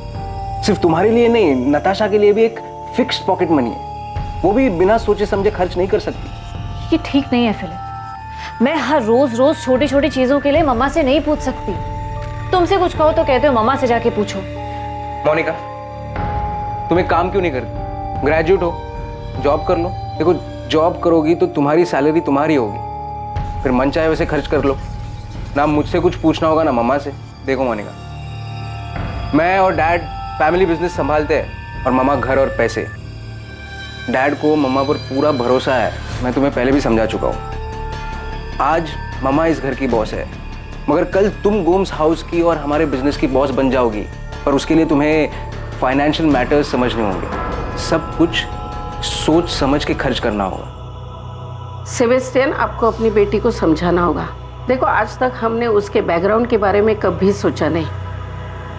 फिलिप को पसंद आई, शादी हो गई, उसे भी हमें कोई प्रॉब्लम नहीं थी, पर अब उसकी ये आदत बर्दाश्त नहीं की जा सकती। मोनिका, ये हमारा घर नहीं है जो तो कुछ भी करेगी और ये लोग बर्दाश्त करेंगे। डैड, मैं उस घर का यहाँ कुछ चाहती भी नहीं। पता नहीं मम्मा ने आपको यहाँ क्यों बुलाया है। मोनिका, तू बहुत लक्की है कि हमारी हालत जानते हुए भी। डैड प्लीज, अब मैं आपके पैसे पे जिंदा नहीं हूँ कि मजबूरी में आपका भाषण सुनूं। मैं यहाँ अपनी मर्जी से नहीं आया था, मुझे बुलाया गया। डैड प्लीज, आप दोबारा यहाँ कभी मत आना। अगर मम्मा फोन करके भी बुलाए ना, तभी मत आना please. This is my life और मैं अपने तरह से जीना चाहती हूँ, और इसमें मुझे आपकी कोई जरूरत नहीं। ना तो मैं उसे समझा सकता था, ना उसके लिए कुछ कर सकता था, इसलिए बस चुपचाप वहां से चला आया। मैं पहले भी उसके लिए कुछ नहीं कर पाया था, और अब तो वो अपनी जिंदगी में हमें देखना तक नहीं चाहती थी। सेबी कुछ भी सोचे, लेकिन मैं एक बात अच्छी तरह से जानती हूँ, मोनिका ऐसा नहीं कर सकती। मैं मानती हूँ कि वो थोड़ी जिद्दी है, उसका दिमाग गर्म है। अच्छा, उसकी शादी से पहले आपके एरिया कैना कोना में उसका कोई ऐसा दोस्त या फिर कोई ऐसा जो उसे केमिकल बैरामैक्सिन दिलवा सकता है? नहीं पता, हमें सचमुच इस बारे में कुछ नहीं पता। शिरीष वाडकर रजिस्ट्रार ऑफिस का एक एम्प्लॉय था जिसे पुलिस ने उठा लिया था। शिरीष वाडकर वो आदमी था जिसने जाली वसीयत के रजिस्ट्रेशन में मोनिका की मदद की थी। पुलिस ने उस वकील को भी गिरफ्तार किया जिसने जाली वसीयत के बावजूद एल्बर्ट गोम्स की संपत्ति मोनिका के नाम ट्रांसफर करने को वैधता दी थी।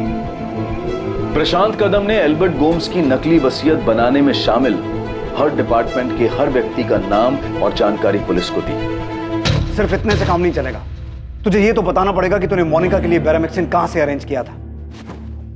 डिसिल्वा कॉलेज का कोई आदमी इन्वॉल्व है या वो केमिकल बाहर से लाया था? मैं कसम खाकर कह रहा हूं कि मैंने उसके लिए वो केमिकल अरेंज नहीं किया था, पर इतना जरूर बोल सकता हूं कि जब उसके पति फिलिप की मौत के टाइम पर पीटर फर्नांडिस ने वो मामला उठाया था कि वो सुसाइड नहीं मर्डर है, तब मुझे भी मोनिका पर शक हुआ था। मैंने उससे पूछा भी था, लेकिन उसने मुझे यही बताया कि फिलिप ने आत्महत्या की है। उस समय आपके विनोद तावड़े साहब थे, वो भी तो उस समय जाकर पता। ये बकवास मत कर कि उन्होंने क्या किया और क्या नहीं किया। तूने सामने से आके क्यों नहीं बताया कि मोनिका ने नकली वसीयत बनवाई है, उसने फ्रॉड किया है? अगर तू आके बोला होता तो पुलिस पक्का इस केस को मर्डर केस की तरह देखती। गलती हो गई, नहीं आया साहब। इतना सब कुछ बताया, कुछ और होता तो वो भी बताता ना साहब। मोनिका ने जैसे मुझे यूज किया है, ऐसे किसी और को भी तो कर सकती है साहब। मोनिका ये आपको बता सकती है कि उसने सबको नेचुरल डेथ कैसे दिखाया है।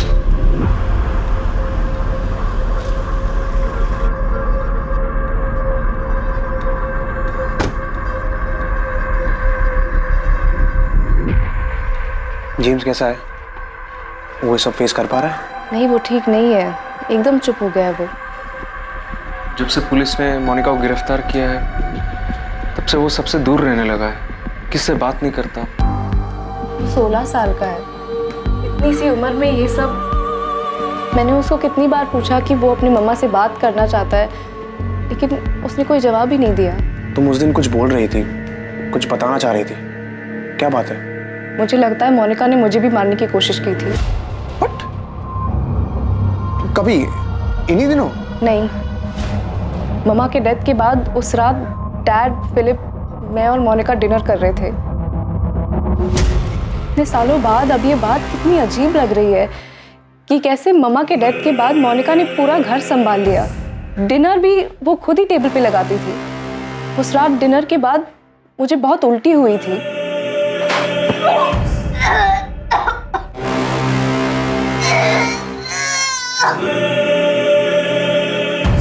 नाताशा,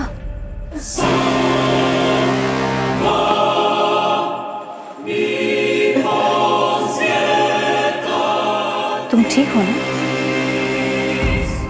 जॉर्ज, मुझे लगता है कि उस दिन मोनिका ने मुझे भी मारने की कोशिश की थी। और मम्मा अपने डेथ से 1 महीने पहले बहुत बुरी तरह से बीमार पड़ी थी। उनको इतनी बुरी फूड पॉइजनिंग हुई थी कि 1 महीने तक वो अपने बेड से उठ भी नहीं पाई थी। और उसके 1 महीने बाद मम्मा को हार्ट अटैक आ गया और उनकी डेथ हो गई। जॉर्ज, मुझे लगता है कि वो हम सबको मार देना चाहती है। शायद मैं इसलिए बच गई क्योंकि मेरी शादी हो गई और मैं गोंदवाला छोड़ के यहाँ पे आ गई, और तुम तो इंडिया में थे ही नहीं। ये सब उसने प्रॉपर्टी के लिए किया? यही बताया ना उसने पुलिस को? जॉर्ज, अब तक उसने कुछ नहीं बताया।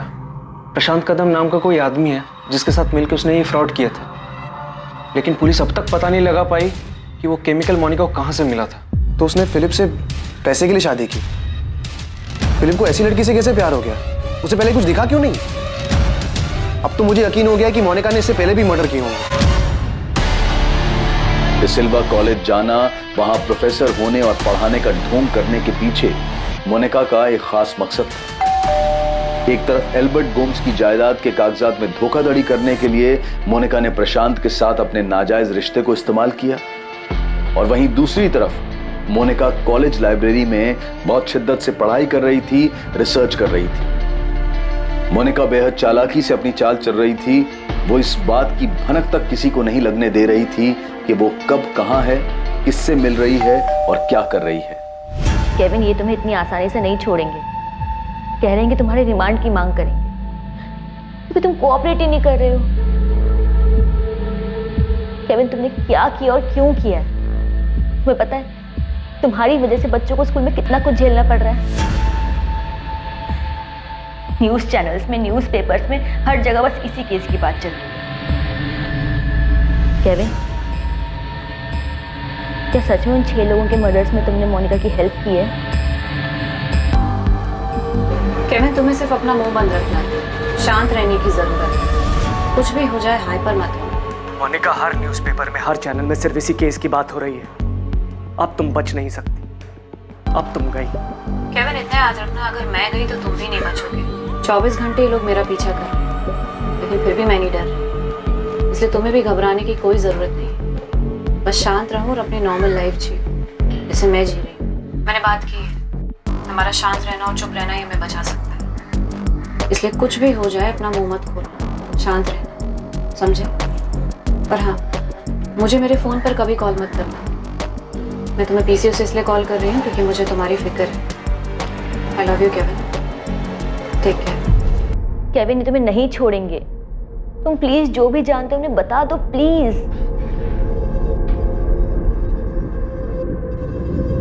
मार्गरेट, मुझसे एक गलती हुई और उस गलती की वजह से इस मोनिका ने मुझे ट्रैप कर लिया है। केविन, अब छुपाने से या चुप रहने से कोई फायदा नहीं है। मुझे नहीं पता तुमने क्या किया और क्यों किया, लेकिन जो भी किया है ना, उसकी वजह से हमारी फैमिली सफर कर रही है। पुलिस को पता है कि तुम इन मर्डर्स में इन्वॉल्व हो, वो तुम्हें यहाँ से जाने नहीं देंगे। इसलिए तुम्हारे लिए यही अच्छा होगा कि तुम उनको सब सच बता दो। मैं मोनिका को उसकी शादी के पहले से जानता था, हम दोनों का अफेयर था। फिर उसकी शादी हो गई। उसकी शादी के बाद हम लोग दोबारा मिले और फिर से सब कुछ शुरू हो गया। लेकिन उस समय मुझे ये नहीं पता था कि ये ऐसे खत्म होगा। केविन, मुझे तुम्हारी लव स्टोरी में कोई इंटरेस्ट नहीं। मुझे सिर्फ ये जानना है कि तुमने मोनिका की क्या और कैसे मदद की, टू द पॉइंट। मैं यकीन के साथ कह सकता हूँ कि वो बैरामैक्सिन तूने उसे लाके दिया था। सच बोल रहा हूँ ना?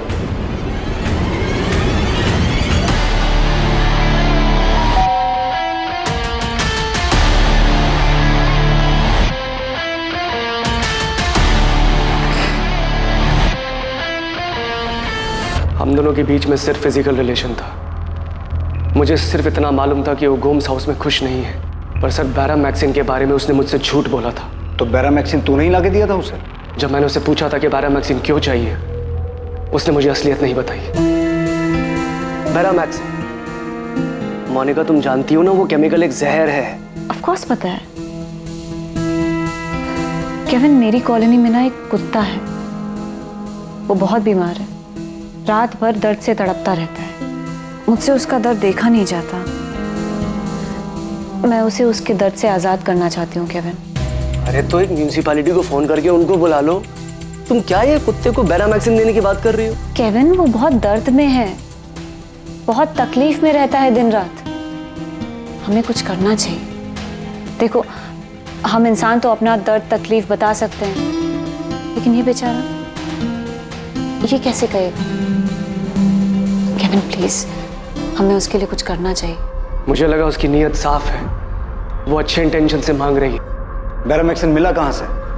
सर, मेरा एक दोस्त है जो गोल्ड इंडस्ट्री में काम करता है। क्या नाम है तेरे दोस्त का? अश्विन मूर्ति।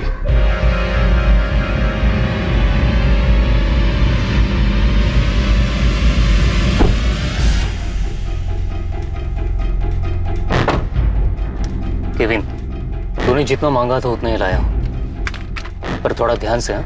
जहर ही। ऑफ कोर्स अश्विन, मुझे पता है जहर है। वैसे तू इसका करेगा क्या? क्यों चाहिए तुझे? अरे मुझे नहीं, मेरे एक दोस्त को चाहिए।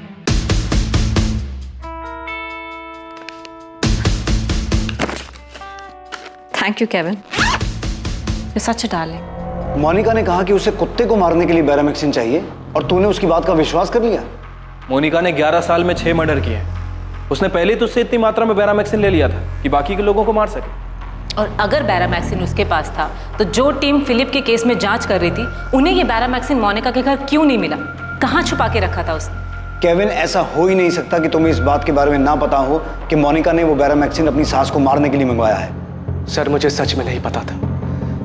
मुझे उसकी नीयत साफ लगी, इसलिए मैंने उसका विश्वास कर लिया।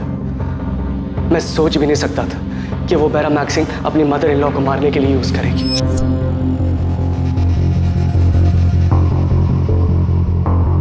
तो तुम्हें इस बात का पता था कि उसने जहर देकर अपनी सास को मारा है ना? केविन, तुम्हें यह भी पता था कि अपनी सास को मारने के बाद बाकी लोगों को भी एक एक करके वो मारने वाली है ना? सर, मैं फंस गया था उसके जाल में। मोनिका द्वारा की जाने वाली हर एक हत्या की जानकारी पहले से थी। यहां तक कि यह जानकारी भी पहले से थी कि मोनिका का अगला शिकार कौन होगा, अगली हत्या किसकी होने जा रही थी।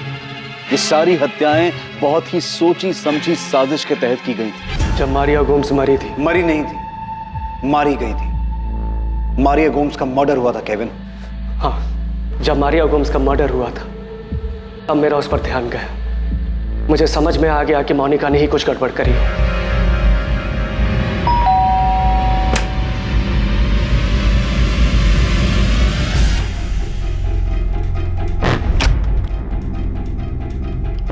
क्या किया तुमने? क्या क्या केविन? तुमने अपनी mother in law Maria Gomes का मर्डर किया है ना? मैंने उन्हें नहीं मारा। नहीं मारा? ठीक है, मैं ना अभी पुलिस को फोन करके अभी उनसे बात करता हूँ। केविन, नहीं किया ना तो ऐसा नहीं करो। क्यों नहीं करूँ? ठीक है, नहीं करूँगा। मुझे अभी इसी समय सारा का सारा सच जानना है। तुझे मारिया गोम्स की डेथ पर अचानक मोनिका पे शक हो गया?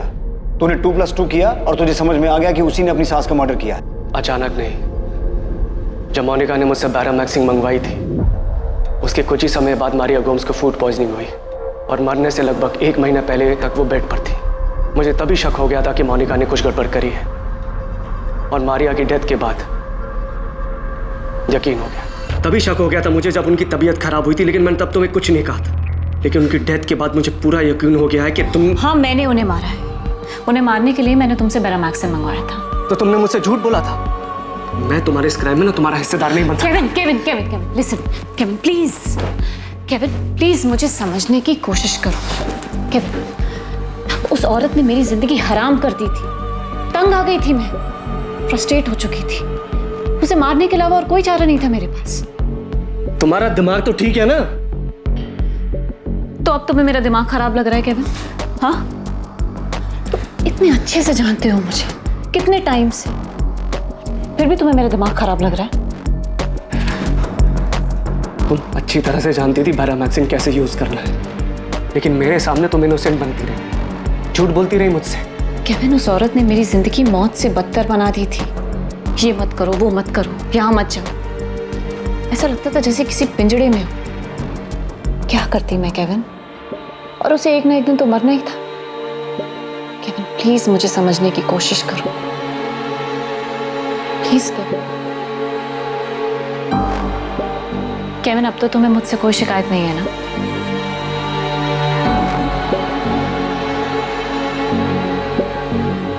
केविन, तुमने मेरी सिर्फ मदद नहीं की है, बल्कि मेरी जिंदगी आसान कर दी है। वो सब दिया है जो मैं चाहती हूँ। मैं बेवकूफ था सर, जो उसके जाल में फंस गया। उसके बाद भी तू मोनिका को बाकी लोगों को मारने के लिए अश्विन से बैरामैक्सिन लाके देता रहा। अश्विन मूर्ति कहाँ मिलेगा? अश्विन मूर्ति जिसने केविन को बैरामैक्सिन लाकर दिया था, केविन जिसे मोनिका ने सभी हत्याओं को अंजाम देने के लिए इस्तेमाल किया था, वो अश्विन मूर्ति इस केस के बाहर आते ही अपना फोन स्विच ऑफ करके अंडरग्राउंड हो गया था। अश्विन के परिवार पर दबाव डालकर आखिरकार पुलिस उसका ठिकाना जानने में सफल रही और मुंबई के उस होटल में पहुंच गई जहां अश्विन छुपा बैठा था।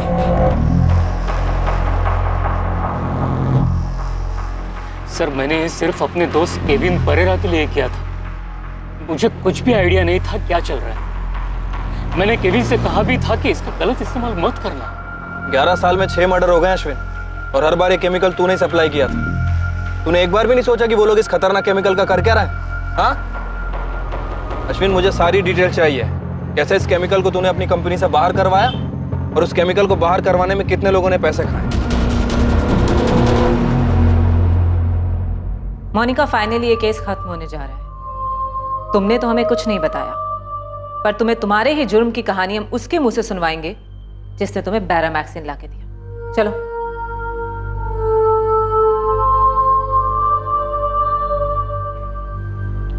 बैठो मोनिका। तुम कुछ भी बताने से मना कर रही थी, पर सुन तो सकती हो? याद कर सकती हो 11 साल में तुमने कितने मर्डर्स किए, किस किस को मारा? केविन, मोनिका ने जो दूसरा मर्डर किया अल्बर्ट गोम्स का, उसकी कहानी तुम मोनिका को सुनाओगे। Come on.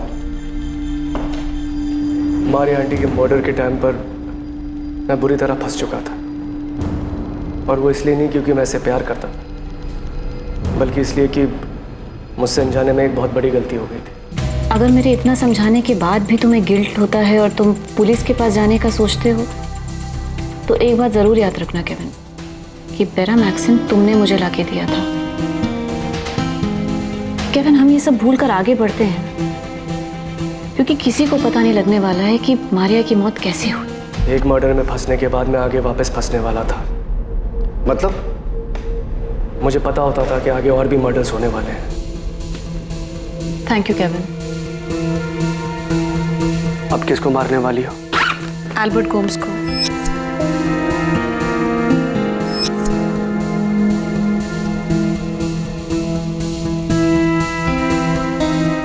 अब किसकी बारी है? फिलिप। फिलिप? फिलिप क्यों? मोनिका, तुम्हें जो चाहिए था तुम्हें मिल गया है ना, तो फिर उस बेचारे। फिलिप को जितना जीना था वो उससे ज्यादा जी चुका है।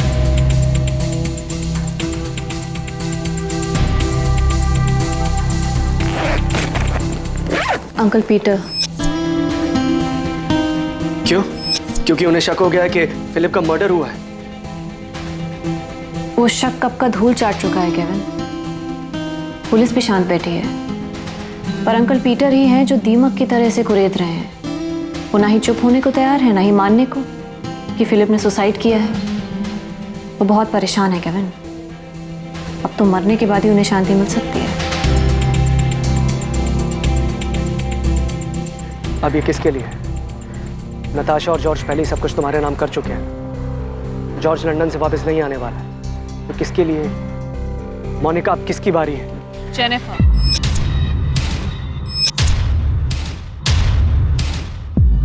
Monika, are you out of your mind? Jennifer, Jennifer D'Mello, उस बच्ची की क्या गलती है? Bye Kevin. आखिरी बार तो मैंने इससे पूछा भी नहीं, क्योंकि मुझे पता था कि अब जेनिफर की मां रेचल की बारी है, और वही हुआ। मोनिका, तुमने ये कैसे पता किया कि कितनी मात्रा में बेरामिक्सिन देना है, जिससे कि डॉक्टर या कोई भी ये पकड़ ना पाए कि मरने वाले को जहर दिया गया है? मोनिका, तुम्हारा खेल खत्म हो चुका है। अब चुप रहने का या कुछ भी छुपाने का कोई फायदा नहीं है। मैंने इसके बारे में बहुत रिसर्च किया था, पढ़ाई की थी। तो इन लोगों से पहले भी किसी को ये जहर दिया था? जैसा कि केविन ने बताया कि तुम्हें अपने कॉलोनी के कुत्ते के लिए भी बेरामिक्सिन चाहिए था। पहले भी मैंने इसे अपनी मदर इन लॉ को ही दिया था। वो बस क्वांटिटी में थोड़ा मिसकैलकुलेशन हो गया था, इसलिए बच गई, सिर्फ बीमार पड़ी।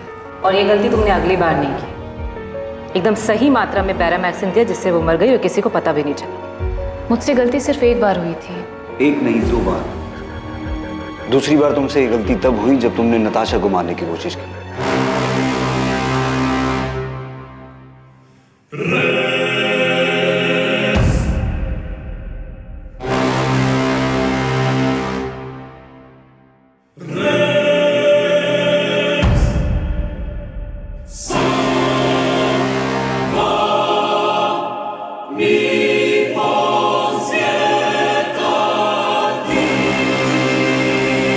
नताशा झूठ बोल रही। मैंने उसे मारने की कोशिश नहीं की।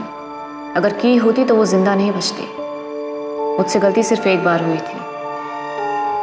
तो ये सारी जानकारी, ये सारी रिसर्च तुमने डिसिल्वा कॉलेज की लाइब्रेरी में बैठ के की? हाँ। मतलब ये प्लानिंग तुमने पहले से ही की हुई थी? तुमने fake marksheet, appointment letter, ID इन सब रिसर्च के लिए बनवाया था? इससे क्या फर्क पड़ता है कि मैंने प्लानिंग की थी या नहीं की थी? जो आपको चाहिए था वो तो पता लग गया है ना। इन लोगों के अलावा किसी का मर्डर किया जो अब तक हमारे सामने नहीं आया, या हो सकता है तुम्हारी फैमिली के सामने भी नहीं आया अब तक? कोई ऐसा जिसे तुम मारना चाहती हो पर बच गया? जॉर्ज। जॉर्ज, क्योंकि वो भी अंकल पीटर फर्नांडिस की तरह तुम्हारा कच्चा चिट्ठा खोलने पर तुला हुआ था, राइट? जाहिर है, और क्या रीजन हो सकता है? जेनिफर और रेचल को तुमने पॉल के लिए मारा, लेकिन इतनी छोटी बच्ची को मारने के बाद भी तुम पर कोई असर नहीं हुआ? जरा सा भी गिल्ट फील नहीं हुआ कि? पॉल बहुत शरीफ आदमी है, पसंद करती थी मैं उससे, प्यार करती थी। पॉल के मुताबिक फिलिप की मौत के बाद तुम दोनों करीब आ गए थे। और अब तो तुम्हारे पास गोम्स फैमिली का सारा बिजनेस और प्रॉपर्टी भी आ चुकी थी, जिसके लिए तुमने पहले मारिया गोम्स और फिर अल्बर्ट गोम्स का मर्डर किया। तो फिलिप को क्यों मारा? मोनिका, तुम रोज कहाँ जाती हो? कॉलेज जाती हूँ फिलिप, और कहाँ जाओगे? पिछले 1 हफ्ते से तुम कॉलेज नहीं गई हो। क्या हुआ? सरप्राइज हो गई ये सुनकर कि मैं जानता हूँ? तो तुम मेरा पीछा करते हो, नजर रखते हो मुझ पे। तुमने मेरे सवाल का जवाब नहीं दिया। तुम रोज कहाँ जाती हो? कुछ काम से जाती हूँ। कैसा काम? ऑर्चर्ड से रिलेटेड काम था, और काजू की सप्लाई के लिए कुछ लोगों से मिलना था। झूठ बोल रही हो तुम। तुम्हारा अफेयर चल रहा है, उसी से मिलने जाती हो रोज तुम। मोनिका, मुझे सब पता है। ऐसा मत समझो मैं खत्म हो चुका हूं। मुझे कुछ समझ नहीं आ रहा। मैं सब देख रहा हूं, बहुत कुछ जानता हूं, बहुत देख चुका हूं। फिलिप हर चीज़ में नाक अड़ाने लगा था। मैं नहीं चाहती थी कि उसे और कुछ पता लगे, इसलिए मार दिया।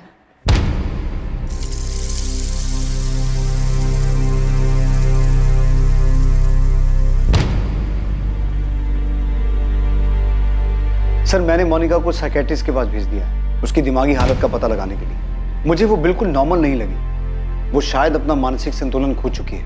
वो इन मर्डर्स के बारे में इतने आराम से बात कर रही थी जैसे उसने कुछ किया ही ना हो। उसे अपने किए का जरा सा भी पछतावा नहीं। उसने बड़े आराम से बताया कि वो जॉर्ज को भी मारना चाहती थी, लेकिन वो बच गई। केविन और अश्विन मूर्ति के अलावा उस तक बैरामैक्सिन पहुंचाने में और लोग भी शामिल हैं। 6 मर्डर हुए हैं, वो भी इतनी शांति से, इतनी प्लानिंग से कि 14 साल सामने नहीं आए। इसका मतलब कुछ और लोग भी शामिल होने चाहिए। प्रशांत कदम और राहुल सिंह भी हैं, जिन्होंने marksheet, ID card, appointment letter और अल्बर्ट गोम्स की नकली विल बनाने में मोनिका की मदद की थी। प्रशांत कदम और राहुल सिंह भी अपने बयान पे अड़े हुए हैं कि उन्हें इन मर्डर्स के बारे में कुछ नहीं पता, और मोनिका ने भी ऐसा कुछ बताया नहीं कि इन दोनों का मर्डर्स से कोई वास्ता है। लेकिन मुझे यकीन है सर कि नकली कागजात बनाने के अलावा प्रशांत का इनमें हाथ है। हमने उन लोगों को भी गिरफ्तार कर लिया है जिन्होंने अल्बर्ट गोम्स की नकली विल को रजिस्टर करवाने में मोनिका की मदद की थी। अगर और कोई भी इसमें इन्वॉल्व है तो हम मोनिका से उसके नाम का पता करवा लें। साइकेट्रिस्ट के रिपोर्ट के बाद उसे फिर से अपनी कस्टडी में ले लो। केविन लॉरेंस और अश्विन मूर्ति पर भी सख्त से सख्त चार्ज लगाओ। वो दोनों जानते थे मोनिका को रोक सकते थे, उल्टा उसके साथ शामिल हो, और उस औरत ने 6 लोगों को मार दिया।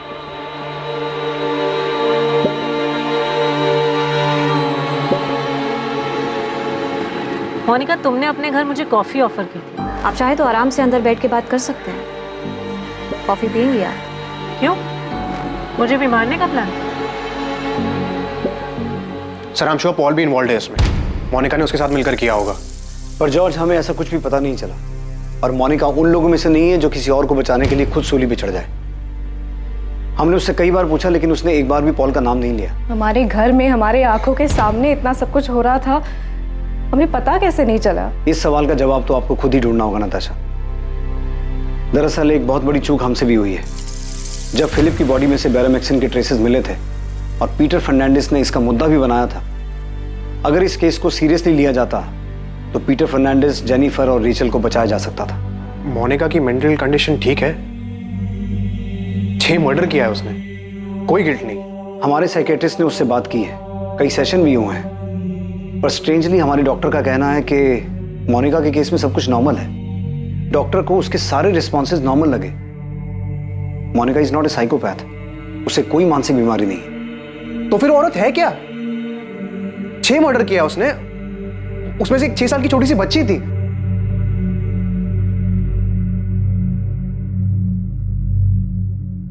कुछ जुर्म इस कदर अविश्वसनीय और चौंकाने वाले होते हैं कि उनके बारे में सुनकर एक आम इंसान कुछ वक्त के लिए सुन पड़ जाता है। सबसे ज्यादा चौंकाने वाली बात यह है कि इन हत्याओं को कैसे अंजाम दिया गया, और इतने सालों तक ये सामने क्यों नहीं आई, जबकि एक के बाद एक जुर्म को अंजाम दिया जा रहा था। जिन लोगों को इन हत्याओं की जानकारी थी वो इतने सालों तक चुप रहे।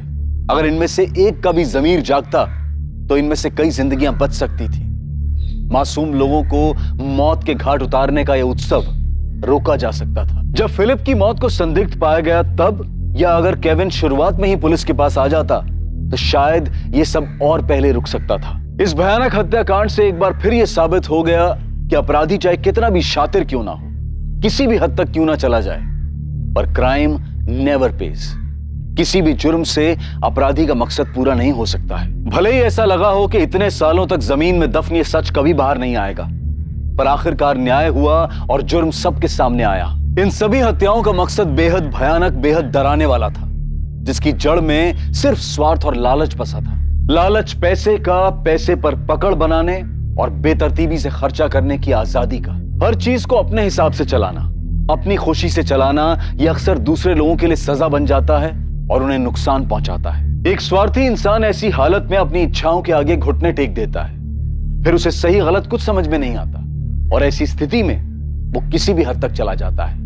स्वार्थी होना इंसान के स्वभाव में है, लेकिन उस स्वार्थ को हानिकारक होने से रोके रखने की क्षमता भी इंसान में ही मौजूद है। अपने अंदर के स्वार्थ और नकारात्मकता को पहचानना बेहद जरूरी है। तभी इंसान अपनी कमजोरियों पर काबू पा सकता है। अब मैं अनूप सोनी आपसे विदा लेता हूं। कल रात 10:30 बजे आपसे फिर मुलाकात होगी एक और नए केस के साथ।